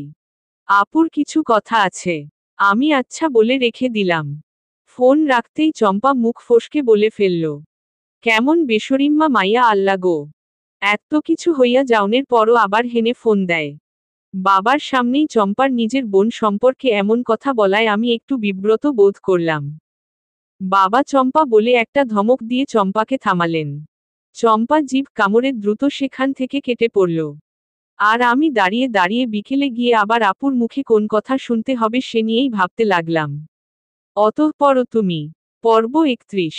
রাইটার ইশরাত জাহান সুপ্তি। বিকেলে ও বাড়ি গিয়ে দেখলাম বাবা সেই যে রুমে দুপুরে ভাত ঘুম দিয়েছিলেন এখনো উঠেননি। মা রান্নাঘরে চালের গুঁড়ি দিয়ে তেলে ভাজা পিঠা বানাচ্ছেন। আমাকে দেখে একগাল হেসে বললেন, অরু এসেছিস? যা রুমে গিয়ে বস, আমি গরম গরম পিঠা ভেজে এনে দিচ্ছি। আমি রুমে গেলাম। ইরা আপু আমাকে দেখেই খুশি হয়ে সামনে এগিয়ে এলো। আমার হাত ধরে রুমের ভেতরে নিয়ে গিয়ে দরজা বন্ধ করে দিল। আপুর দরজা বন্ধ করতে দেখে আমি একটু অবাক হলাম। আপু তুমি কিছু কথা বলবে বলছিলে? আপু এগিয়ে এসে আমার দু হাত ধরে বলল, অরু, আমি জানি আমার জন্য তুই অনেক কষ্ট পেয়েছিস। তোর এত তাড়াতাড়ি হুট করে বিয়ে হয়ে গেল, ও বাড়ি গিয়ে কত কথা শুনতে হলো। তোর আর অভ্রর মধ্যেও যে আসলে কোনো স্বাভাবিক সম্পর্ক নেই আমি তাও জানি। শুধু শুধু তোকে এই নাম মাত্র সম্পর্কের বোঝা টানতে হচ্ছে। আর এসব আমার জন্যই হয়েছে। তোকে আর আমি কষ্ট পেতে দিব না। অরু, আমি অভ্রকে খুব ভালোবাসি। মানুষ কি জীবনে ভুল করে না বল? আমিও একটা ভুল করে ফেলেছি। আর আমি এখন আমার ভুলটা বুঝতেও পেরেছি। আর তুই তো জানিস, অভ্র আমাকে পাগলের মতো ভালোবাসতো। ও কখনোই আমার ওপর রাগ হয়ে থাকতে পারে না। প্রচণ্ড ভালোবাসে যে আমাকে। আমরা চাইলেই আবার সব আগের মতো হতে পারে। শুধু তুই যদি। আপুর কথা শুনে আমি পুরো স্তম্ভ হয়ে গেলাম। শুধু বললাম, অভ্র কি এটাই চায়? অবশ্যই চায়। তুই দেখিস না অভ্র কেমন লাজুক আর চাপা স্বভাবের। তোর ব্যাপারে ওর মধ্যে একটা অপরাধবোধ কাজ করছে। তাই মুখ ফুটে তোকে চলে যেতে বলতে পারছে না। আচ্ছা তুই বল, আমি যখন পালিয়ে গেলাম তখন অভ্র কি পরিমাণ রেগেছিল? একেবারে প্রতিশোধের জন্য আমার ছোট বোনকে কিনা বিয়ে করে নিল। কিন্তু দেখ আমি যখন ফিরে আসলাম তখন তো অভ্র আমাকে দেখে কিছু বলল না। তার মানে কি এই না যে অভ্র আমাকে ক্ষমা করে দিয়েছে? আর পেছনের কথাও ভুলে গেছে? 4 বছরের সম্পর্ক আমাদের। এত সহজে কি টান চলে যাবে? অরু, আমরা তিনজন এখন বিক্ষিপ্ত অবস্থায় পড়ে আছি। এতে কেউ ভালো থাকবে না। কেউ না। অভ্র চক্ষুলজ্জার জন্য তোকে মুখ ফুটে বলতে পারছে না। কিন্তু তুই তো বুঝিস। প্লিজ অরু, আমাদের মাঝখান থেকে সরে আয়। অভ্র সুখে নেই। ও সুখটা ডিজার্ভ করে। আপুর কথাগুলো আমি মূর্তির মতো দাঁড়িয়ে শুনলাম। চোখের পলক ফেলতেও যেন ভুলে গেলাম। আপু আরো অনেক কিছু বলল। আমি ভাষা ভাষা শুনতে লাগলাম। কারণ ধীরে ধীরে আমার পৃথিবীটা শব্দশূন্য হতে লাগলো। বাড়ি থেকে বের হওয়ার সময় রান্নাঘরের সামনে দিয়ে যাওয়ার সময় মা অনবরত অরু অরু বলে ডাকতে লাগলো। আমি ডাকের অনুসরণে রান্নাঘরের দিকে এগিয়ে গেলাম। মা বলতে লাগলো, না খেয়েই চলে যাচ্ছিস, দুটো পিঠা মুখে দিয়ে যা। মা তেলে ডোবা কড়াই থেকে পিঠা নামাতে ব্যস্ত হয়ে পড়লেন। আমি স্তম্ভের ন্যায় মাত্র চুলা থেকে নামানো গরম পিঠা হাত দিয়ে ধরলাম। গরম পিঠার উত্তাপে আমার হাতে ফোসকা পড়ে গেল। আমি আহ করে উঠলাম। মা অস্থির হয়ে আমার হাত ধরে ঠান্ডা পানিতে ভেজাতে লাগলো। কি করেছিস হাতটার? একটু দেখে করবি না? আমি হঠাৎ কাঁদতে লাগলাম। মা আমার কান্না থামাতে ব্যস্ত হয়ে পড়লেন। কিন্তু আমার কান্না থামছেই না। চোখের পানি বারবার মুছে দিয়ে মা বললেন, এ কি কাঁদছিস কেন? খুব বেশি জ্বলছে অরু? আমি কাঁদতে কাঁদতে মাকে জড়িয়ে ধরে বললাম, মা খুব জ্বলছে। খুব। 34। অভ্র আয়নার সামনে দাঁড়িয়ে গলার টাই বাঁধছে। তাকে এখন সন্ধ্যা বেলা 2 দিনের জন্য গাজীপুরের মৌচাকে যেতে হবে একটি ডিল ফাইনালাইজ করতে। আমি সামনে গিয়ে দাঁড়িয়ে বললাম, আমি বেঁধে দেব? অভ্র প্রথমে বলল, হয়ে গেছে। আমি চুপচাপ চলে আসছিলাম। অভ্র হঠাৎ থেমে টাইটা খুলে বলল, ভালো হয়নি বাঁধা। তুমি বেঁধে দাও।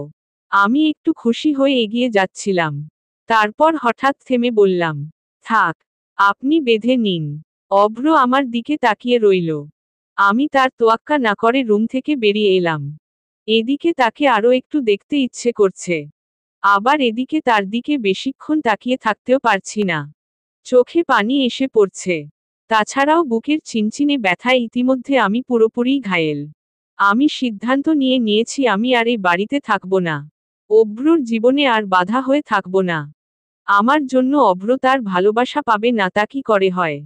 উনি যেহেতু মুখ ফুটে বলতে পারছেন না, সংকোচ বোধ করছেন, তো না দেই তাকে আর সংকোচ।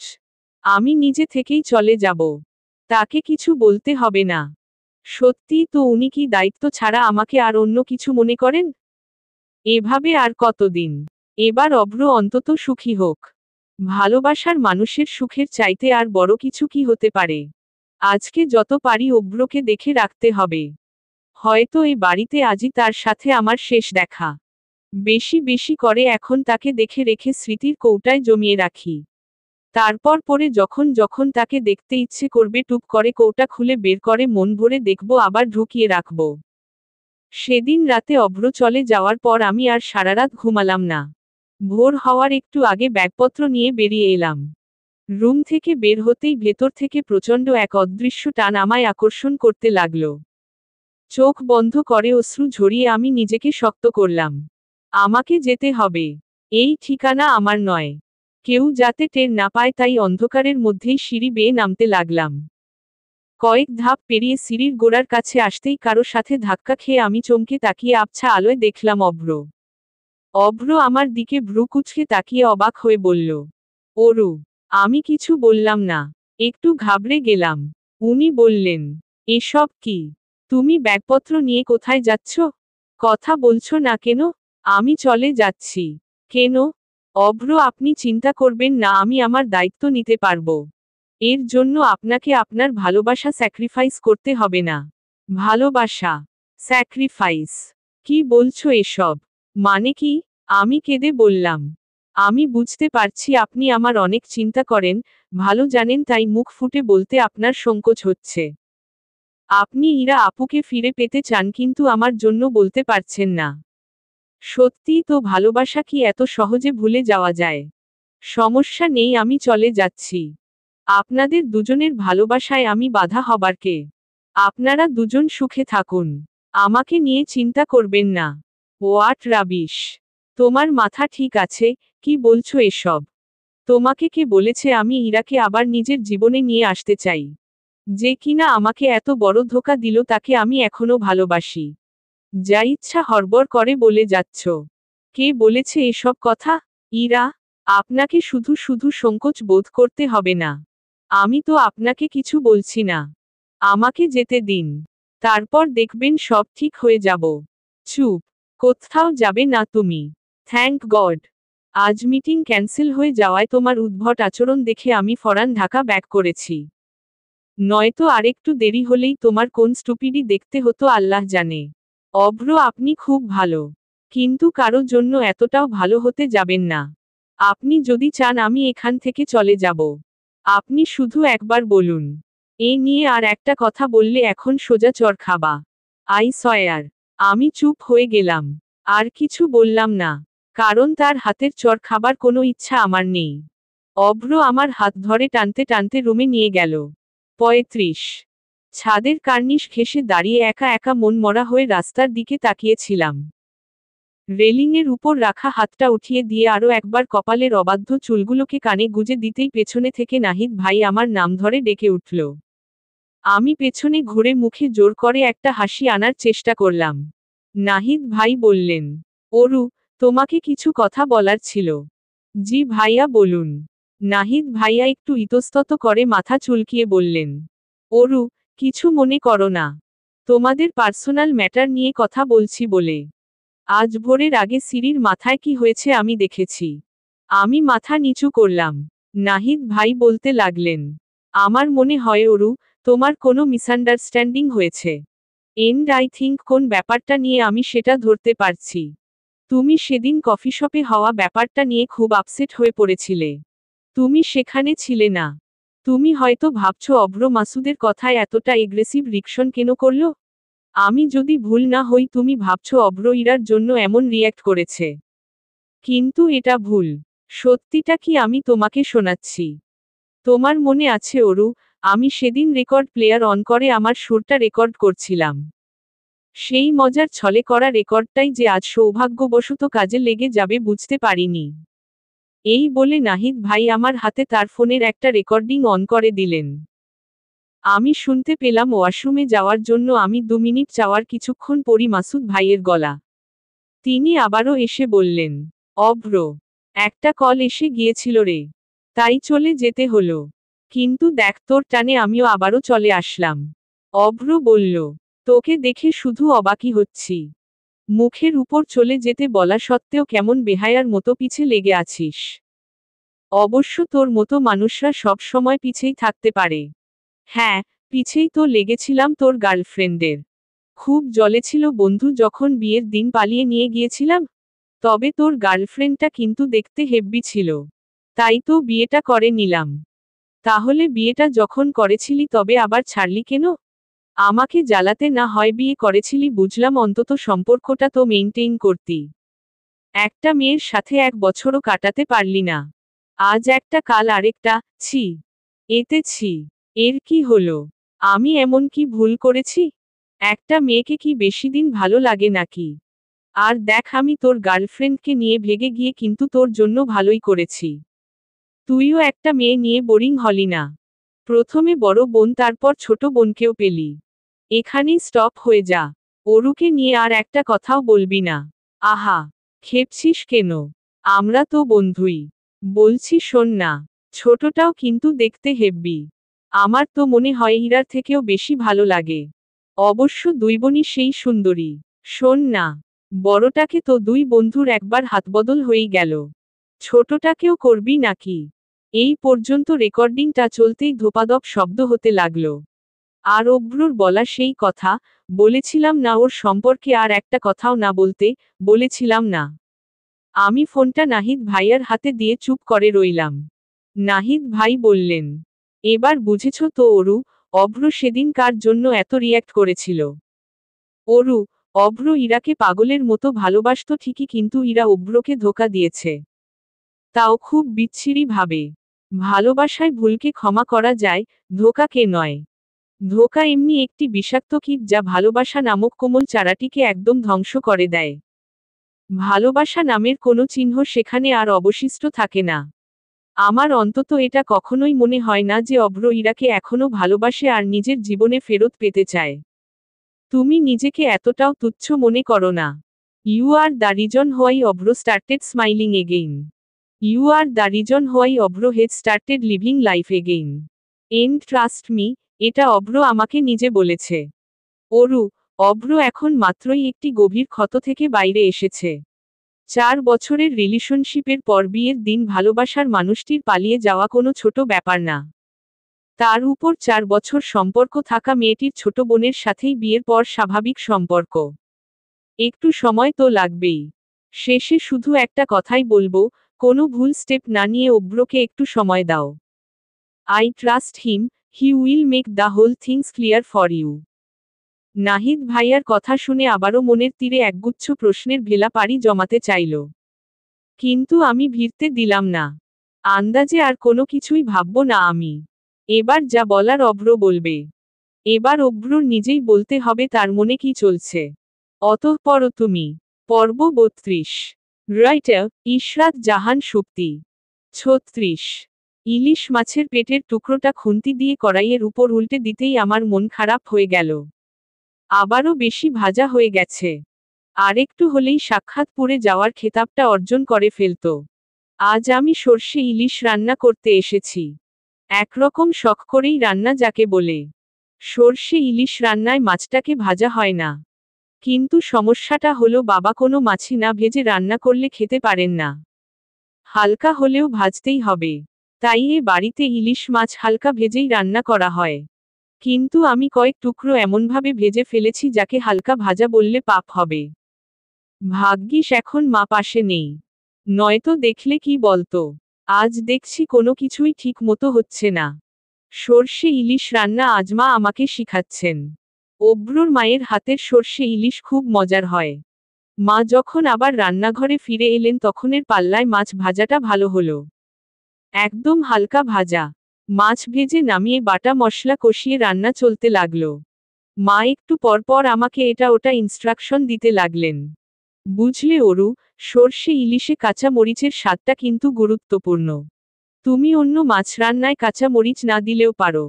শুকনো মরিচের গুঁড়া দিলেই চলে। তবে সর্ষে ইলিশে 4-5টে কাঁচা মরিচ চিড়ে দিলে দেখবে স্বাদটাই দারুণ আসবে। মা, কাঁচা মরিচ কি এখন দেব? না এখন না। ঝোলে আরেকটু জাল পড়ুক। তারপর মাছ দেওয়ার একটু আগে আগে দিবে। কাঁচা মরিচের ঘ্রাণটা ভালো পাওয়া যাবে। রান্না হয়ে গেছে। সবাই খাবার টেবিলেও বসে পড়েছে। অভ্র এলো সবার পরে। আজ শুক্রবার। তাই সবাই দুপুরের খাবারের সময় বাড়িতেই আছেন। আজকে সর্ষে ইলিশ রান্নার পেছনে আমার একটা সূক্ষ্ম কারণ আছে। অভ্র, উনার সর্ষে ইলিশ পছন্দ। এই সুবাদে যদি একটু খুশি হন। সেদিনের পর থেকে অভ্র আমার উপর একটু রেগে আছে। তিনি সেটা বাইরে প্রকাশ করেননি। তবে আমি বুঝতে পারি। কথাবার্তা কম বলেন। অবশ্য সেটা সবার সাথেই। তবুও রাগটা যে আমার সাথেই আমি তা বুঝতে পেরেছি। আমরা সবাই একসাথেই খেতে বসলাম। অভ্র ইলিশ মাছের এক টুকরো নিজের প্লেটে নিতেই মা বললেন, আজকে মাছটা কিন্তু অরু রেঁধেছে। নাহিদ ভাই বলে উঠলেন, তাই নাকি? বেশ ভালো হয়েছে অরু। আমি নাহিদ ভাইয়ার কথার প্রতিউত্তরে মৃদু হাসলাম। মা বললেন, অভ্র, খেতে ভালো হয়েছে না? অভ্র প্লেটের দিকে মুখ রেখেই ছোট্ট করে বলল, হুম। আমার মনটা ঈষৎ খারাপ হয়ে গেল। 2 দিন পরই আমরা বান্দরবন যাব। এভাবে তার মুখ গোমরা ভাব নিয়ে আমরা কি ঘুরব? কোথায় ঘুরব? এভাবে কি ভালো লাগে নাকি? ভেবেছিলাম আজ হয়তো তিনি আর আমাকে প্রতিবারের মতো মাছের কাঁটা বেছে দিবেন না। তাই মাথা নিচু করে আমি শুধু ঝোল দিয়েই ভাত খাচ্ছিলাম।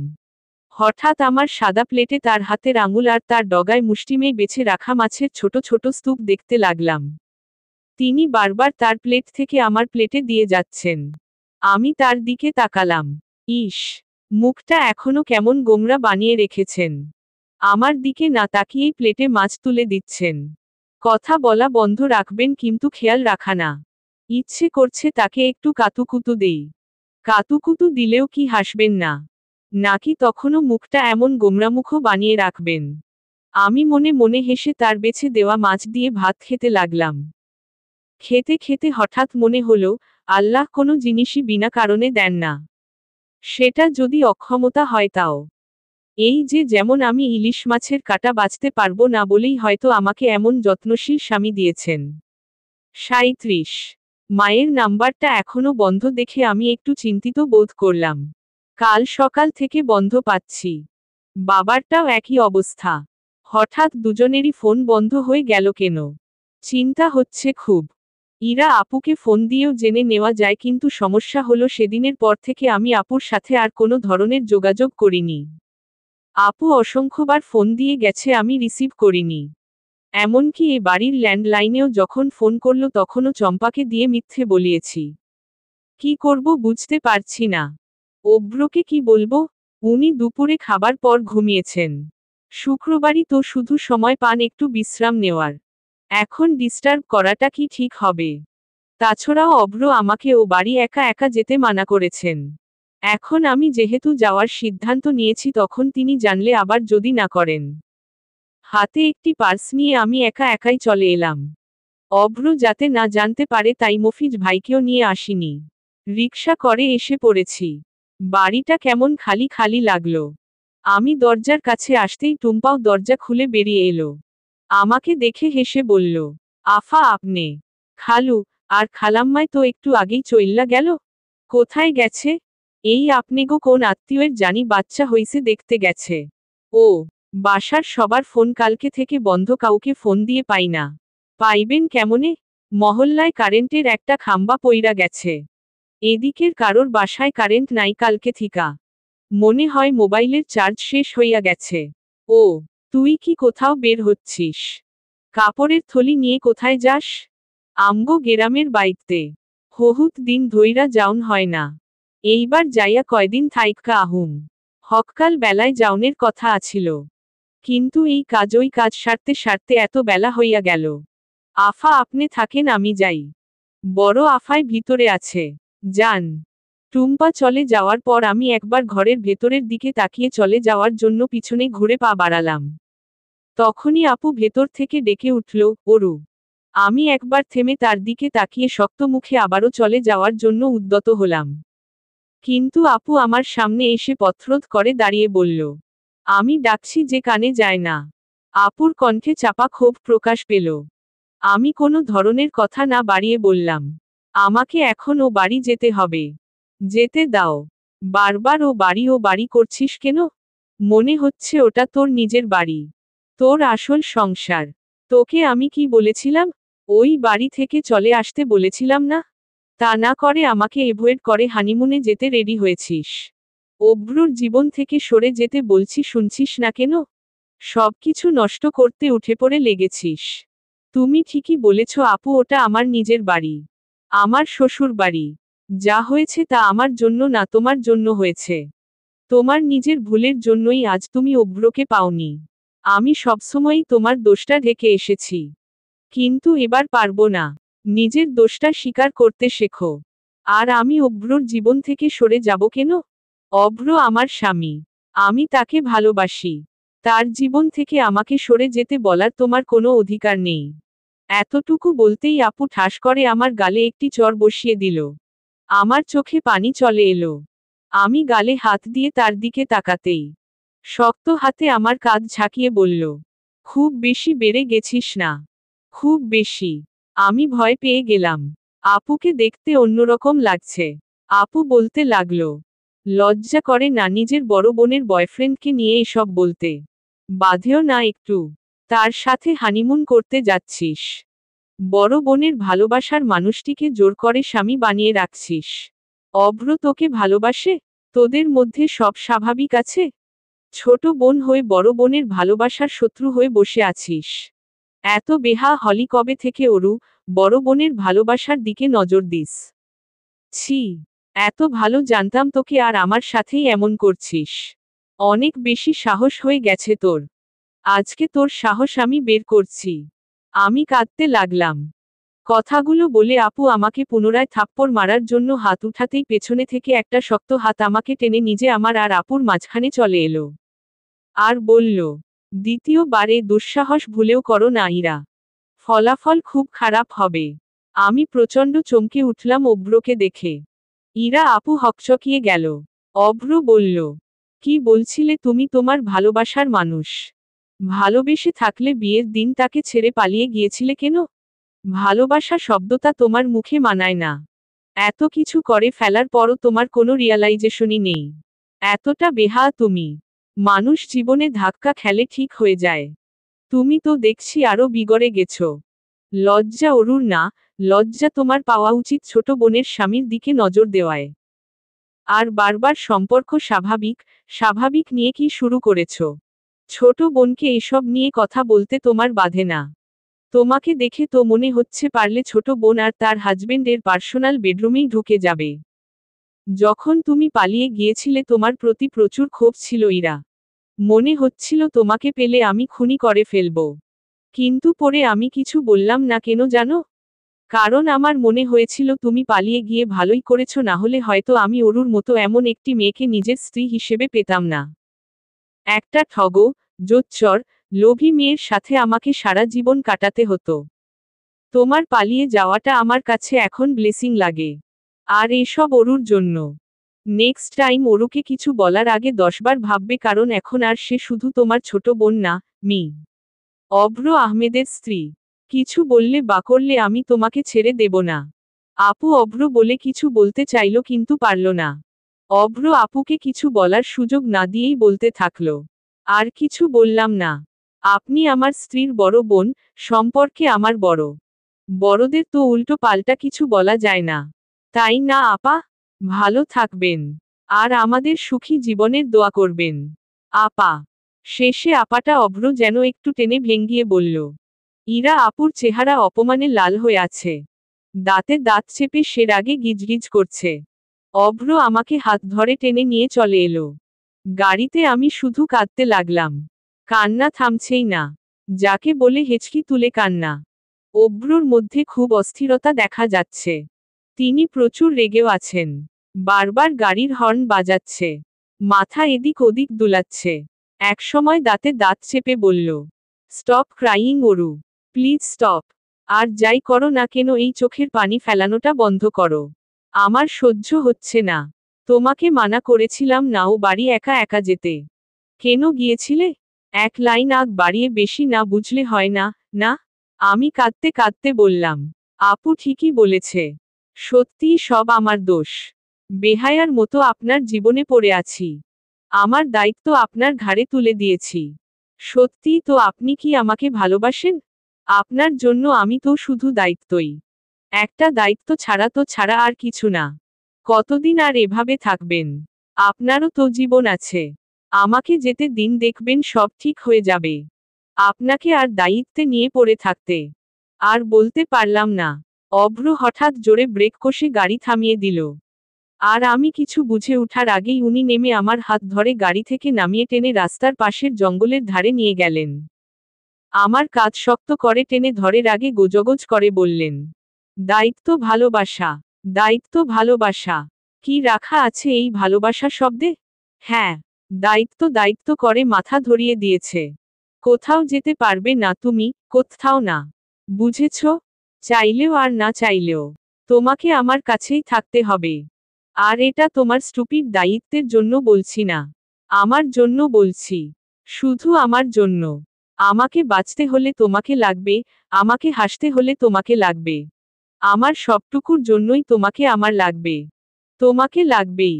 তোমাকে ছাড়া আমার চলবে না। আর অন্য বাকি সব আমার জীবনে থাকুক বা না থাকুক। স্বার্থপর শোনাচ্ছে না? হ্যাঁ, আমি স্বার্থপর। জীবনে এই প্রথমবার শুধু তোমার জন্য আমি স্বার্থপর হয়ে গেছি। তুমি কোথাও যেতে পারবে না। আমি যেতে দিব না। শুনেছ? আমি যেতে দিব না। আমি থমকে রইলাম উনার কথায়। এই অভ্রকে আমি চিনি না। এই অভ্রকে আমি আগে কখনো দেখিনি। এ এক অন্য অভ্র। উনি আমাকে ছেড়ে এক দু কদম পিছিয়ে গিয়ে পেছনে ঘুরে দু হাত দিয়ে শক্ত করে মাথা খামছে ধরে কিছুক্ষণ থমকে থেকে আবার আমার সামনে এসে দাঁড়ালেন। তার চোখে পানি এসে পড়েছে। আমার গালে আলতো করে দু হাত রেখে ভেজা গলায় বললেন, তুমি বোঝো না কেন অরু, তোমাকে ছাড়া এখন আমি আর থাকতে পারি না। একটু চোখের আড়াল হলেই কেমন অস্থির অস্থির লাগে। শ্বাসটা যেন গলার কাছে এসে আটকে থাকে। আমার খুব কষ্ট হয়। আরও একবার ভালোবাসা হারানোর কষ্ট আমার মন পেতে চায় না। এই মনটা খুব কষ্ট পেয়েছিল অরু, খুব। অতঃপর তুমি এলে আমার জীবনে। তারপর সবকিছু একটা ম্যাজিকের মতো কেমন যেন ঠিক হয়ে গেল। আমার জীবন, আমার ধরন, সবকিছু কেমন যেন পুরো অন্যরকম হয়ে গেল। ভালোবাসার সংজ্ঞা কি সে অভ্র আর জানতে চায় না। সে শুধু এতটুকু জানে তার তোমাকে চাই। শুধু তোমাকে। আমি জানি খুব স্বার্থপর লাগছে আমাকে। কিন্তু আমি কি করব অরু? আমি এমনই হয়ে গেছি। পারবে না আমার সাথে বাকি জীবনটা একটু কষ্ট করে মানিয়ে নিতে? প্লিজ অরু, আমাকে ছেড়ে যেও না। অন্তত আমি যতদিন বেঁচে আছি ততদিন না। আমি মরে গেলে না হয় অন্য কোথাও চলে যেও। পারবে না অরু? আমি শক্ত করে তাকে জড়িয়ে ধরে হাউমাউ করে কেঁদে উঠলাম আর ভাঙা ভাঙা গলায় বললাম, আর কখনো এই মরে যাওয়া কথাটা বলবেন না। কখনো। আর বলতে পারলাম না। কান্নায় গলা আটকে এলো। অভ্র আমাকে আঁকড়ে ধরে কাঁদতে লাগলেন। চোখের পানিতে লেপ্টে থাকা আমার সামনের চুলগুলো দুহাত দিয়ে সরিয়ে মাথা নাড়িয়ে কাঁদতে মানা করলেন। আঙ্গুলের ডগা দিয়ে আমার চোখের পানি মুছে দিয়ে কপালে তার ঠোঁটের স্পর্শ দিয়ে একটি ভালোবাসার পরশ এঁকে দিলেন। তারপর আমার হাত শক্ত করে ধরে গাড়িতে বসিয়ে দিলেন। বাকি রাস্তা তিনি আর আমার হাত ছড়লেন না, এমনকি গাড়ির গ্রেয়ার চাপার সময়ও না। এক হাত দিয়ে ড্রাইভ করে গেলেন, তবুও ছাড়লেন না। অনেক প্রতীক্ষা, অনেক আবছায়ার পর এক হাত খুঁজে পেয়েছে আরেক হাতকে। এই হাত কি আর সহজে ছুটবে? অতঃপর তুমি। পর্ব 33। রাইটার ইশরাত জাহান সুপ্তি।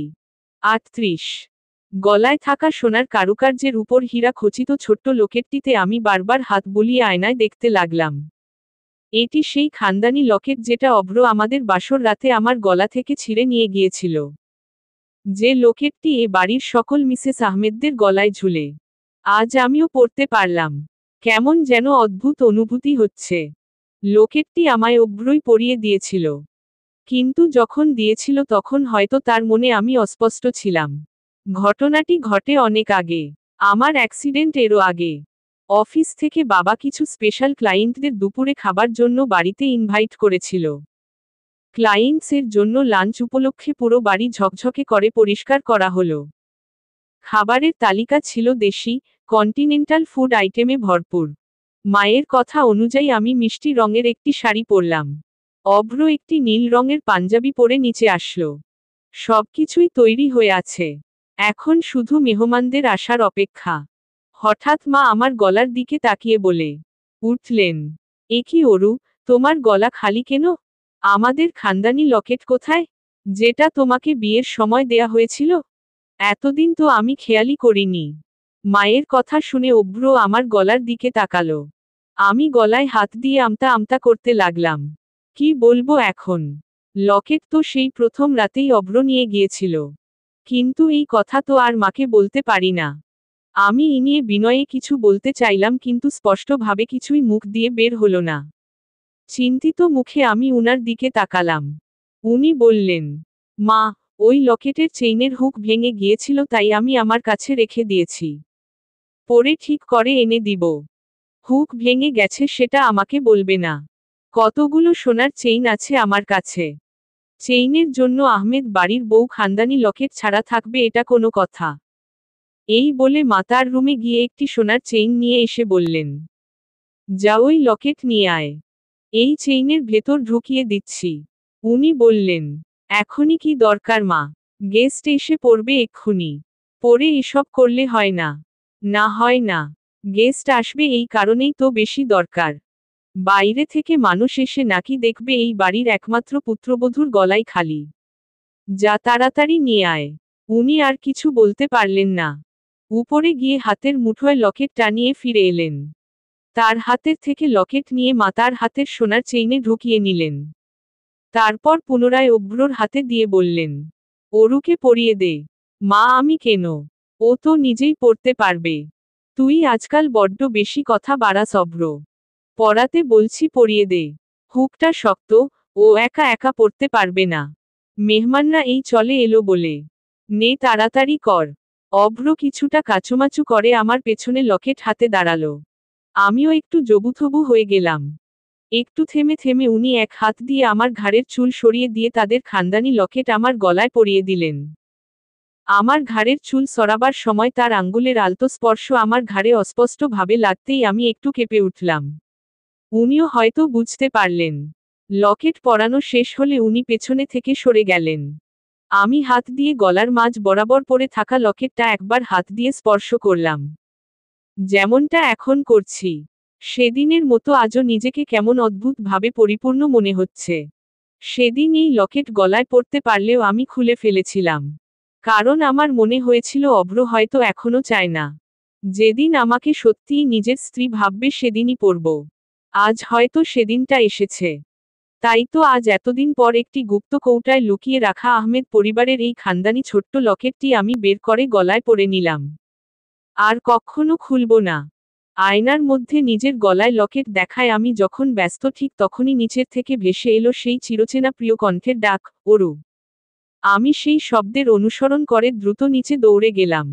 আমার পরনে একটি কাঁচা হলুদ রঙের শাড়ি। শাড়ির কারণেই ছোটার গতি আমার মন্থন হয়ে এলো। নিচে গিয়ে দেখলাম অভ্রর হাতবোঝাই হয়ে আছে বড় বড় বাক্স। বেচারার মুখটা অব্দিও ঢেকে আছে বাক্সে। শুধু চোখ উঁচু করে সামনের সবকিছু দেখার চেষ্টায় আছে। আজ আমাদের বাড়িতে বিয়ে। চম্পা আর মফিজ ভাইয়ের বিয়ে। বিয়ের ঘটক আমি এবং প্রধান সঞ্চালকও। তাই আমার কদর আজ একটু বেশি।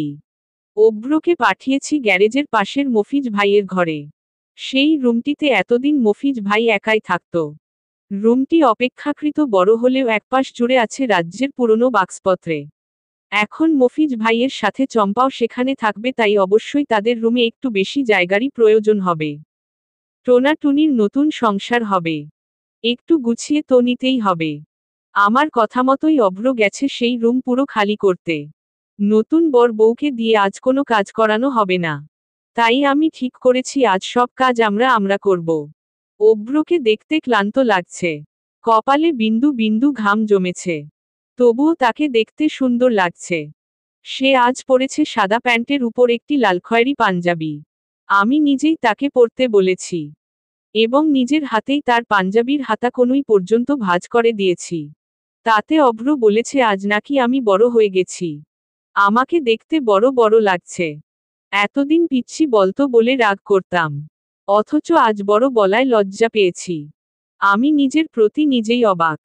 উনি আমার মুচকি হাসি দেখে বিভ্রান্ত হয়ে গেলেন। চোখের সামনে একজন মানুষ বাদামি রঙের বাক্সের স্তূপ নিয়ে দাঁড়িয়ে আছে। তাকে সাহায্য না করে তার বলা কথার কোনো উত্তর না দিয়ে একটি মেয়েকে মুচকি মুচকি হাসতে দেখলে যে কারোরই বিভ্রান্ত হবার কথা। তিনি আবারও বললেন, এই বাক্সগুলো কোথায় রাখব? এবারও আমি তার কথার কোনো উত্তর না দিয়ে তার হাত থেকে বাক্সগুলো সেখানেই নামিয়ে রেখে আমার শাড়ির আঁচল দিয়ে তার কপালের ঘাম মুছতে লাগলাম। অভ্র ভ্রু কুঁচকে আমার দিকে তাকিয়ে রইল। আমি তার হাত ধরে সোফায় বসিয়ে বললাম, বাক্সের চিন্তা ছাড়ুন তো, আপনি এখানে বসুন। শরবত খাবেন? তোমার আজকে হয়েছে কি? কিছুই হয়নি। আমাকে আজকে দেখতে সুন্দর লাগছে। তাই আমার মন ফুরফুরা লাগছে। মেয়েদেরকে দেখতে সুন্দর লাগলে মেয়েদের মন ভালো হয়ে যায়। উনি আমার কথায় হেসে দিলেন। আমি ভ্রু কুঁচকে বললাম, আপনি হাসলেন কেন? যেন আমি একটি হাসির কথা বললাম। আমাকে দেখতে আপনার সুন্দর লাগছে না? অভ্র হাসতে লাগল। পাশ দিয়ে নাহিদ ভাই যাচ্ছিলেন। আমি ডেকে বললাম, বলুন তো নাহিদ ভাই, আমাকে দেখতে সুন্দর লাগছে না? নাহিদ ভাই কিছুক্ষণ আমার দিকে থমকে তাকিয়ে থেকে বললেন, হ্যাঁ, সুন্দর লাগছে। ভীষণ সুন্দর লাগছে। আমি হেসে চোখ ইশারা করে অভ্রকে দেখালাম। তারপর বললাম, বুঝেছেন নাহিদ ভাই, সুন্দর জামাই বিয়ে করার এই একটা জ্বালা। বউকে সুন্দর লাগলেও তাদের চোখে পড়ে না। কথাটা বলে আমিও হাসতে লাগলাম। কিন্তু দেখলাম নাহিদ ভাইয়ার চেহারায় কোনো ভাবান্তর নেই। তিনি আমার দিকে এখনো তাকিয়ে আছেন। তার চেহারায় এক ধরনের বিষণ্ণতার ছাপ। আমি হাসিমুখেই একটু অবাক হলাম। নাহিদ ভাই হঠাৎ সেখান থেকে কিছু না বলেই চলে গেলেন। ৩৮। দুলাভাই এক থালা মিষ্টি নিয়ে বসেছেন। একের পর এক গপাগপ মুখে ঢুকিয়ে যাচ্ছেন। একটু পর খাওয়ার মাঝখানে চম্পার দিকে তাকিয়ে বললেন, চম্পা, তোর বিয়েতে আজ আমরাই কিন্তু একমাত্র মেহমান।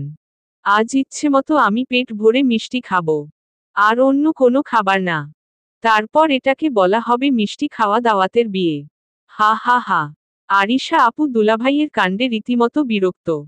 তিনি অনেকক্ষণ ধরে চুপ থেকে এবার চোখ গরম করে বললেন, মিষ্টি যে রাক্ষসের মতো গিলছ, ভুঁড়িটা পর্বতের মতো দিন দিন বাড়ছে, সেদিকে কোনো খেয়াল আছে? কি বলো? একেবারে পর্বতের সাথে তুলনা করে দিলে। তুতুল এসে দুলাভাইয়ের হাত ধরে নাড়িয়ে নাড়িয়ে বলল, বাবা, আমাদের ক্লাসের রাজু কয়েকদিন আগে নাকি পর্বতে উঠেছিল। আমিও পর্বতে উঠব।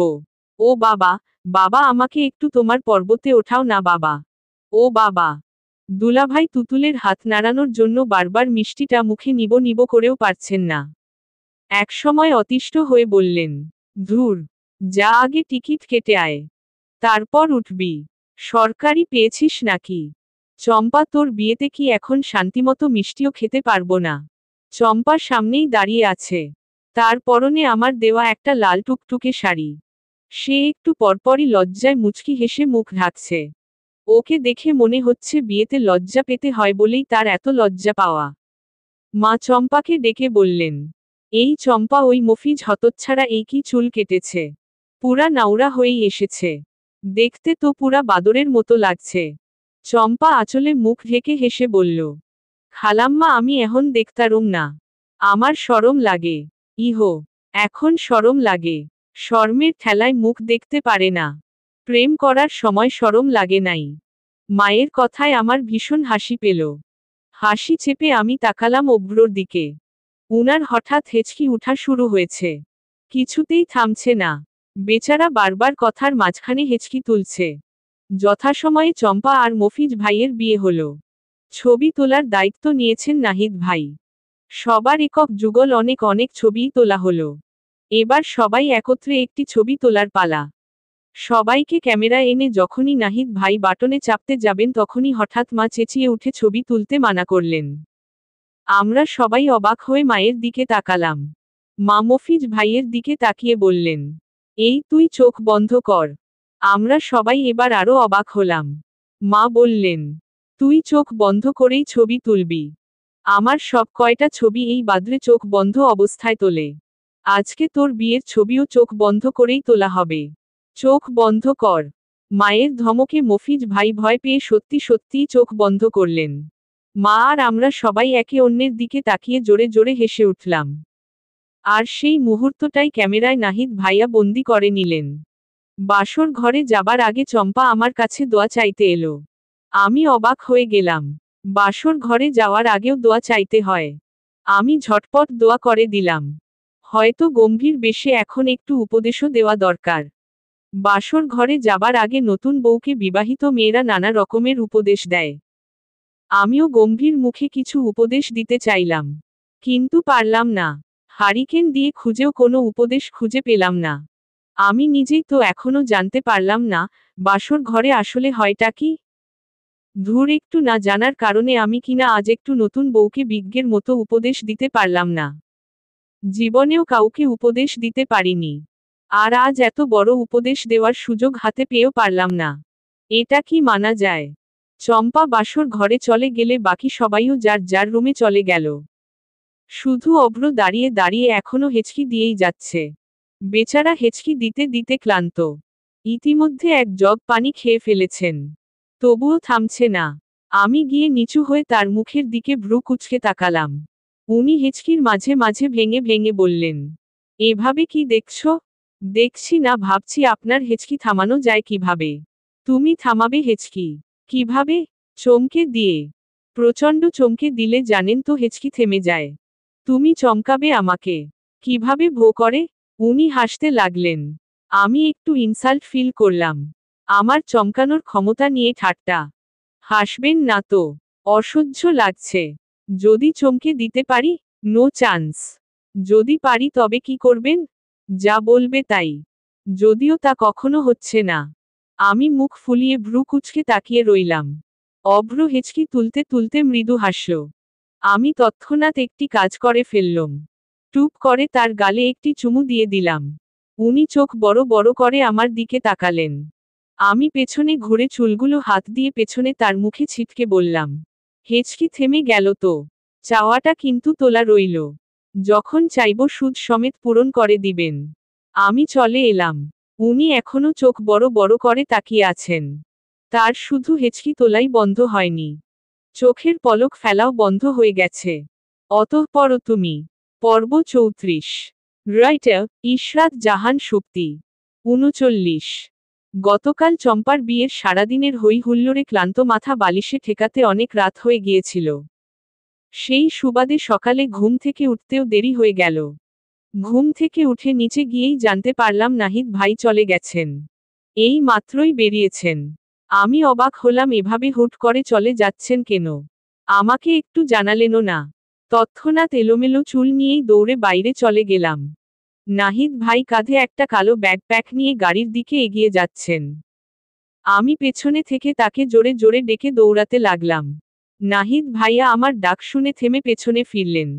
আমি তার সামনে দাঁড়িয়ে থেমে হাঁপাতে লাগলাম। ভাইয়া, আপনি এত তাড়াতাড়ি চলে যাচ্ছেন কেন? তাও আবার আমাকে না বলে। তাড়াতাড়ি কোথায় অরু? অনেকদিনই তো থাকলাম। তুমি ঘুমাচ্ছিলে তাই তোমাকে আর ডিস্টার্ব করিনি। ভাইয়া এটা আপনার জন্য। এই বলে আমি তার দিকে উল দিয়ে বানানো কমলা রঙের একটি ছোট্ট চড়ুই পাখি এগিয়ে দিলাম। চাবিটির মাথায় একটি রিং বসানো। নাহিদ ভাই খুব যত্ন করে পাখিটি হাতে নিয়ে বললেন, ধন্যবাদ অরু। ভাইয়া আপনি না, আমি আপনাকে ধন্যবাদ বলতে চাই। ধন্যবাদ ভাইয়া। আপনি আমাদের খুব হেল্প করেছেন। আমাদের দুজনের মিসআন্ডারস্ট্যান্ডিং দূর করে দিয়েছেন। সত্যি আপনি যদি না আসতেন তবে এসব কিছুই হতো না। আপনাকে অনেক ধন্যবাদ ভাইয়া। My pleasure. সিঙ্গেল থেকে তো শুধু বসে বসে ঝিমুচ্ছিলামই। এর ফাঁকে দুই ভালোবাসা যুগলের কাজে আসতে পেরেছি, এতে আমি ধন্য। আমি হেসে বললাম, দেখবেন ভাইয়া আপনার জীবনেও শীঘ্রই আপনার ভালোবাসার মানুষ আসবে। তা আর সম্ভব না অরু। আর আমি এখন চাইও না তা আর কখনো সম্ভব হোক। এই বলে নাহিদ ভাইয়া চলে গেলেন। আমি একটু অবাক হয়ে তাকিয়ে রইলাম তার কথায়। নাহিদ ভাই আরেকটু এগোতেই অভ্র তার সামনে গাড়ি নিয়ে এলো। গাড়ি থেকে নেমে নাহিদ ভাইয়ের সাথে কুশল বিনিময় করে তাকে বিদায় জানালো। অভ্র ফিরে রুমে আসতেই আমি তাকে জিজ্ঞাসা করলাম, আচ্ছা, নাহিদ ভাই এমন হুট করে চলে গেলেন কেন? তার না আরো কিছুদিন থাকার কথা ছিল? হুট করেই বলল কাজ আছে। যেতে হবে। হুট করে তার এমন কি কাজ পড়তে পারে? অভ্র কিছু বলল না। চুপ করে রইল। কিছুক্ষণ পর হঠাৎ বলল, অরু, আমার মনে হয় নাহিদ তোমাকে পছন্দ করে। হয়তো পছন্দ না, ভালোবাসে। তার কথা শুনে আমি প্রচণ্ড পরিমাণে অবাক হলাম। কি বলছেন উনি? ফাজলামো করছেন না তো? ফাজলামো করে থাকলে এটা কোন ধরনের ফাজলামি? কি বলছেন আপনি এসব উল্টা পাল্টা কথা? উল্টা পাল্টা না মনে হচ্ছে তাই বলছি। শুধু মনে হচ্ছে না, আমি অনেকটা শিওর। একবার নাহিদ আমাকে বলেছিল ওর তোমাকে ভালো লেগেছে। কবে? এখন না, অনেক আগে। যখন আমার ইরার সাথে রিলেশন ছিল। নাহিদ আমার গার্লফ্রেন্ডকে দেখতে চাওয়ায় আমি ইরার থেকে একটা ছবি নিয়ে ওকে দেখিয়েছিলাম। সেই ছবিতে ইরার সাথে তুমিও ছিলে। সেই দুই বেনি করা ছোট্ট অরু। নাহিদ দেখে বলেছিল, দোস্ত তোর হবু শালিকে তো আমার পছন্দ হয়ে গেল রে। কি মিষ্টি দেখতে। তোর সেটিংটা হয়ে গেলে কিন্তু আমাকেও করিয়ে দিতে হবে।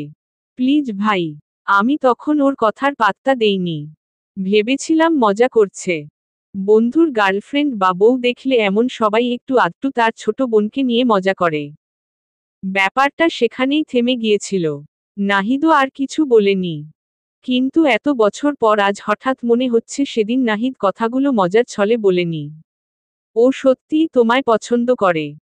তোমার দিকে ওর তাকিয়ে থাকা, তুমি যখন হাসো, কথা বলো তখন মুগ্ধ হয়ে তোমার কথা শোনা, তারপর কাল তো দেখলেই তোমার দিকে তাকিয়ে থেকে কেমন বিষণ্ণ হয়ে পড়েছিল।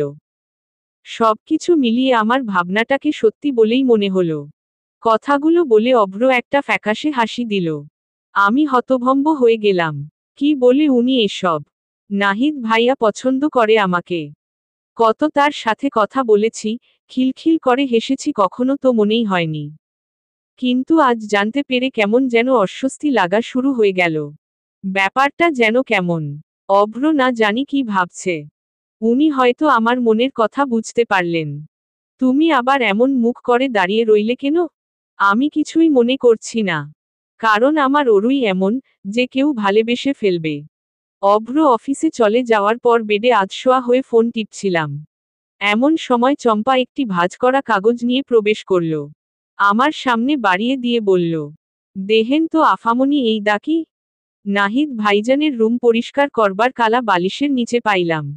জরুরি জিনিস হয় নাকি এর লেইগা আপনের ধারে দিলাম। আমি হাত বাড়িয়ে কাগজটা হাতে নিলাম। চম্পা চলে গেলে কাগজের ভাঁজটি খুলে দেখলাম একে কাগজ নয়, বলতে হবে চিঠি। আর চিঠিতে যা লেখা তা হলো, অরু, এই কথাগুলো আমি তোমাকে কখনোই বলতে চাইনি। এসব জানা মানেই শুধু শুধু আমাদের সহজ সম্পর্কের মধ্যে অস্বস্তি ঢুকিয়ে দেওয়া। তবুও বলতে হলো কারণ আমি কাল রাতেই বুঝে গিয়েছিলাম অভ্র সবটা বুঝতে পেরে গেছে। আর অভ্র যখন বুঝতে পেরে গেছে তখন সে অবশ্যই তোমাকে জানাবে। অভ্রর এই একটা স্বভাব। কোনো কথায় কোনো সম্পর্কে কোনো অস্পষ্টতা রাখবে না। যা তার মনে হবে সামনের মানুষটিকে বলে দিবে। ওর এই স্বভাবটা আমার বিরক্ত লাগে। কারণ সম্পর্কে সহজতা বজায় রাখবার জন্য কখনো কখনো অস্পষ্টতাও প্রয়োজন হয়। পুরোটা সত্য সম্পর্ককে মাঝে মাঝে বিব্রতকর বানিয়ে দেয়। এই যে যেমন এখন তোমার মনে নিশ্চয়ই এক ধরনের অস্বস্তি এনে দিয়েছে। তাই ভাবলাম তুমি যেহেতু জানবেই তাই আবছায়ার মতো না জেনে তোমার পুরোটাই জানা দরকার। তাই যাবার আগে চিঠিটা লিখে বালিশের নিচে রেখে দেব। আমি জানি চম্পা সকালে এটা হাতে পেয়ে সর্বপ্রথম তোমাকেই দেবে। হ্যাঁ, আমি তোমাকে পছন্দ করি। পছন্দ বললে হয়তো ভুল হবে। বলতে হবে ভালোবাসি। অভ্র যখন প্রথম আমাকে ইরার ছবি দেখিয়েছিল তখনই আমার নজর পড়েছিল পাশে থাকা দুই বেনি করা নিষ্পাপ মুখটির উপর। মেয়েটিকে দেখেই মনে হয়েছিল মেয়েটির মনে না কোনো ধরনের কোনো প্যাচ আছে আর না মেয়েটি কোনো ধরনের প্যাচ বুঝে।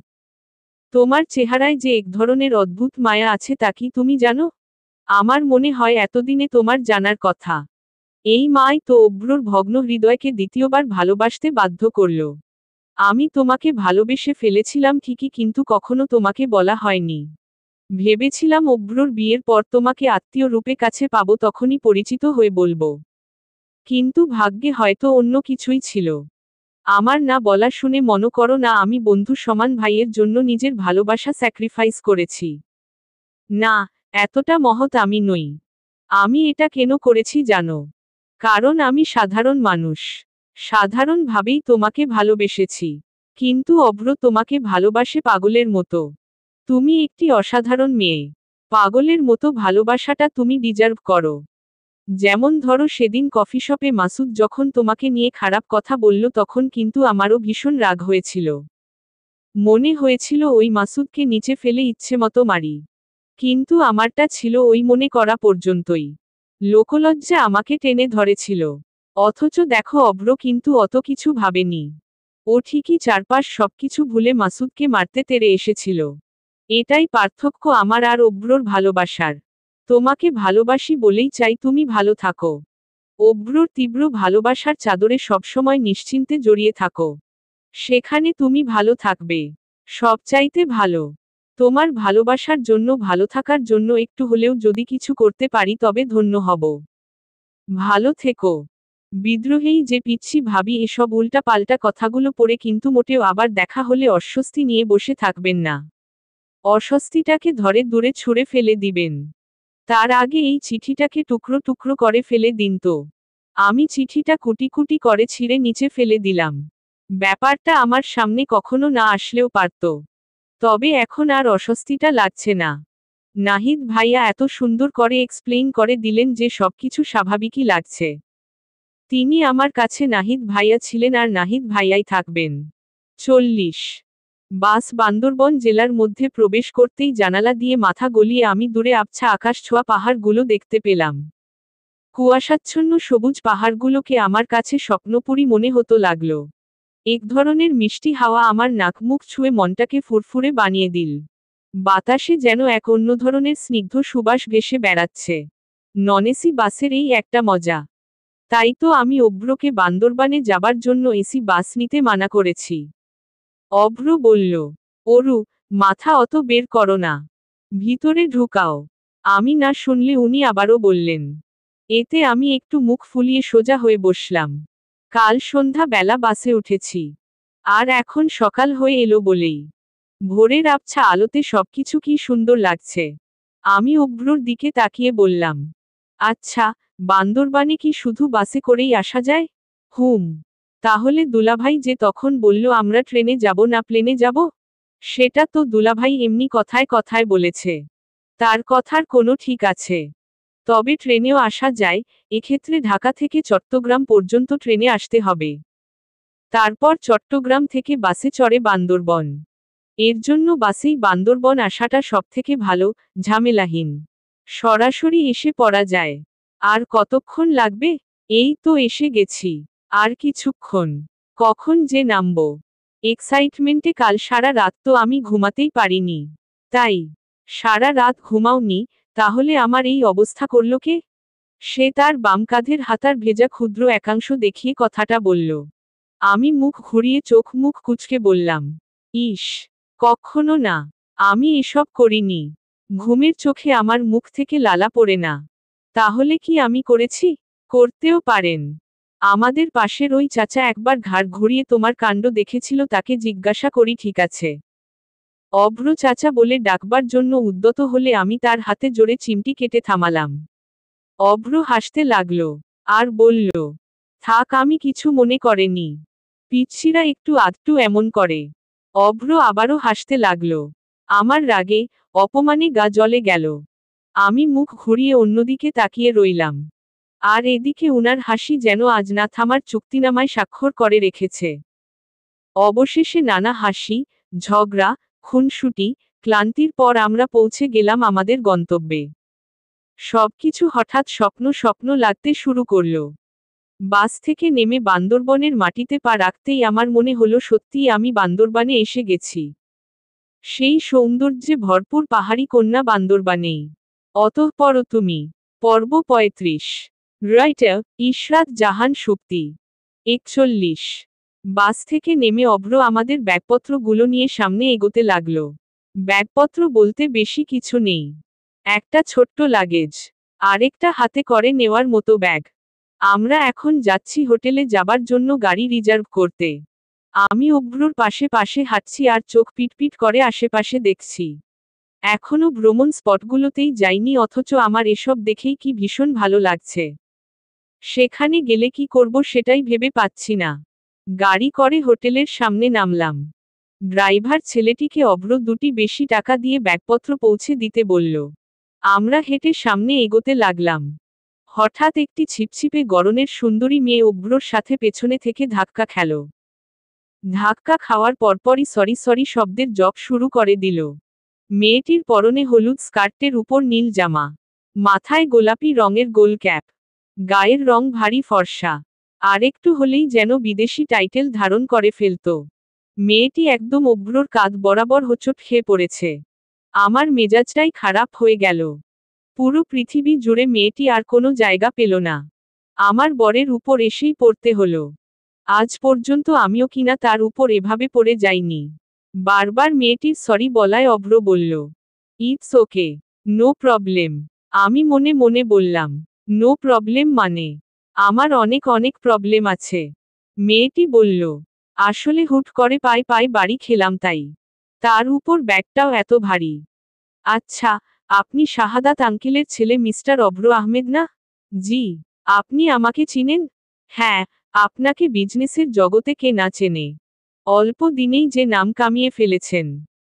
টপ বিজনেসম্যানদের ছেলে মেয়ে যারাও বিজনেসে নাম কামিয়েছেন তাদের নিয়ে ম্যাগাজিনে একটা আর্টিকেল পড়েছিলাম। তার ফ্রন্ট পেজ কভারে ছিলেন আপনি। বাংলাদেশের মোস্ট ইলিজেবল ব্যাচেলরদের একজন। আপনি হয়তো আমাকে চিনতে পারেননি। শাহাদাত আঙ্কেলের সাথে আমার বাবা মোফাজ্জল করিম একটি প্রজেক্টের সাথে যুক্ত হয়ে একসাথে কাজ করেছিলেন। আমিও টুকটাক কন্ট্রিবিউট করেছি। সেখান থেকেই আঙ্কেলকে চিনি। ও, আপনি মোফাজ্জল আঙ্কেলের মেয়ে। আঙ্কেলকে তো আমিও চিনি। তা আপনি এখানে ট্যুরে এসেছেন? হ্যাঁ, একাই চলে এলাম ঘুরতে। ঘুরতে আমি ভীষণ পছন্দ করি। কিন্তু কখনো সময় করা হয় না। তাই এইবার ঝটপট প্ল্যান করে চলে এলাম। আপনাকে আমার নামটাই তো বলা হলো না। হাই, আমি সাবিহা। এই বলে মেয়েটি হাত বাড়িয়ে দিল। অভ্র হাত মিলিয়ে বলল, নাইস নেম। মেয়েটা যেভাবে হেসে হেসে অভ্রর সাথে কথা বলছিল তাতেই আমার জাস্ট অসহ্য লাগছিল। আর অভ্র আছে, তারও এত হেসে কথা বলার কি দরকার? আর এখন তাদের হ্যান্ডশেক করা দেখে আমার মনে হলো কেউ আমার সারা শরীরে এক কৌটা মরিচের গুঁড়া ঢেলে দিয়েছে।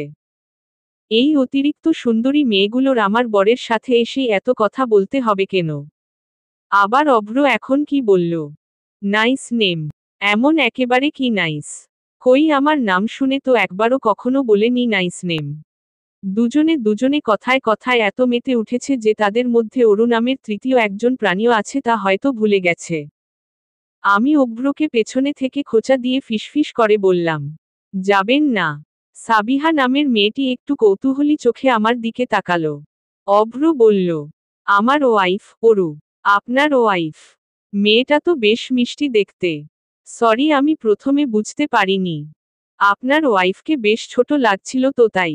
হাই অরু। আমি বললাম, হাই, আমি কিন্তু অত ছোট না। আর কয়েক মাস পরই আমি অনার্স সেকেন্ড ইয়ারে উঠে যাব।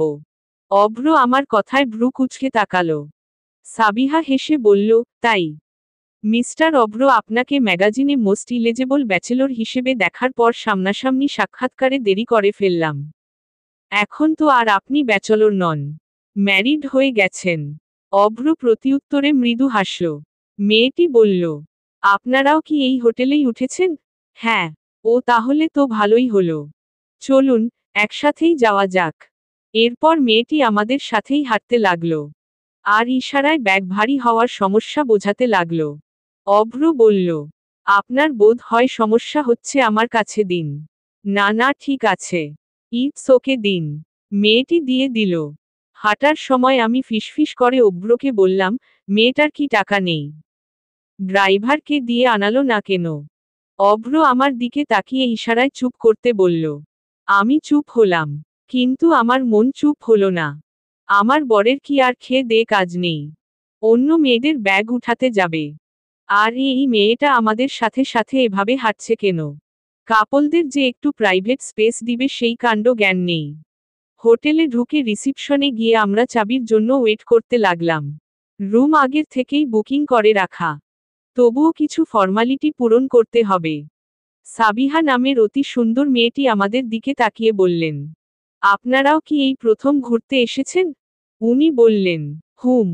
রিসিপশনিস্ট অভ্রকে আরেকটি কাগজে সাইন করতে বলায় তিনি পাশে সরে গেলে আমি সাবিহাকে বললাম, আসলে আমরা হানিমুনে এসেছি, নতুন বিয়ে হয়েছে তো। সাবিহা মেয়েটি আমার কথার প্রতিউত্তরে একটু ঠোঁট টেনে হেসে ফোন টিপতে ব্যস্ত হয়ে পড়ল। ইস, এখন আমার সাথে ফোন টেপা দেখাচ্ছে। আর অভ্র থাকলে তো কথার পর কথা বলতেই থাকে। রুমে ঢুকে এক পলক দেখেই আমার চোখ জুড়ে গেল। হোটেলটা দেখতে অসম্ভব সুন্দর। রুমগুলো যেন এখন মনে হচ্ছে আরো সুন্দর। মাঝখানে সাদা ধবধবে চাদরে ঢাকা একটি বড় বিছানা। পাশে ছোট্ট মতন একটি কাঠের টেবিল, আলমারি, একটি বেডের সোফা, টিভি আর এটাচট বাথরুমও আছে। দেয়ালগুলোতে হালকা আকাশি রং করা। ধবধবে সাদা নরম বিছানা দেখতেই সারা রাত্রির ক্লান্তি কাঁধে চেপে বসল। আমি শুতে চাইলাম আর তক্ষুনি উনি বাধা দিয়ে বললেন, এখন না, আগে ফ্রেশ হও, নাস্তা করো তারপর। তার কথা মতো ফ্রেশ হয়ে নাস্তা সেরে নরম তুলতুলে বিছানায় গা এলিয়ে দেবার 2 সেকেন্ডের মাথায় আমার চোখে গভীর ঘুম ভর করল। ক্লান্তি মাখা এই ঘুমটি আমার মনে হলো এত শান্তিময় আমি আর কখনো দেইনি।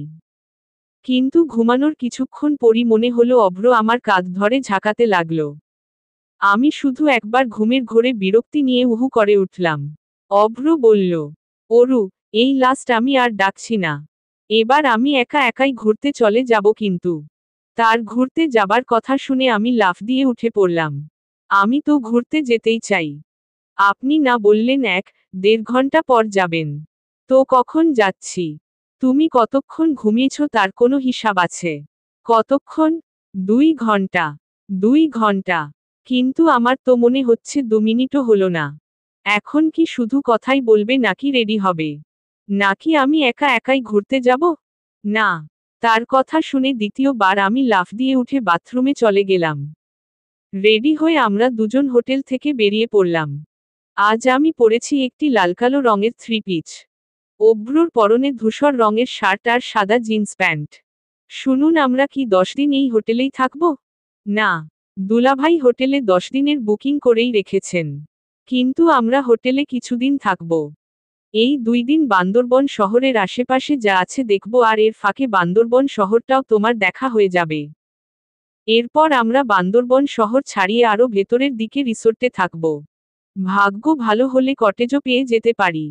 আপনি প্লিজ কটেজে থাকার চেষ্টাই করবেন। আমার কটেজে থাকার খুব ইচ্ছা। আচ্ছা বেশ, দেখব। আপনি কি এর আগেও বান্দরবানে এসেছেন?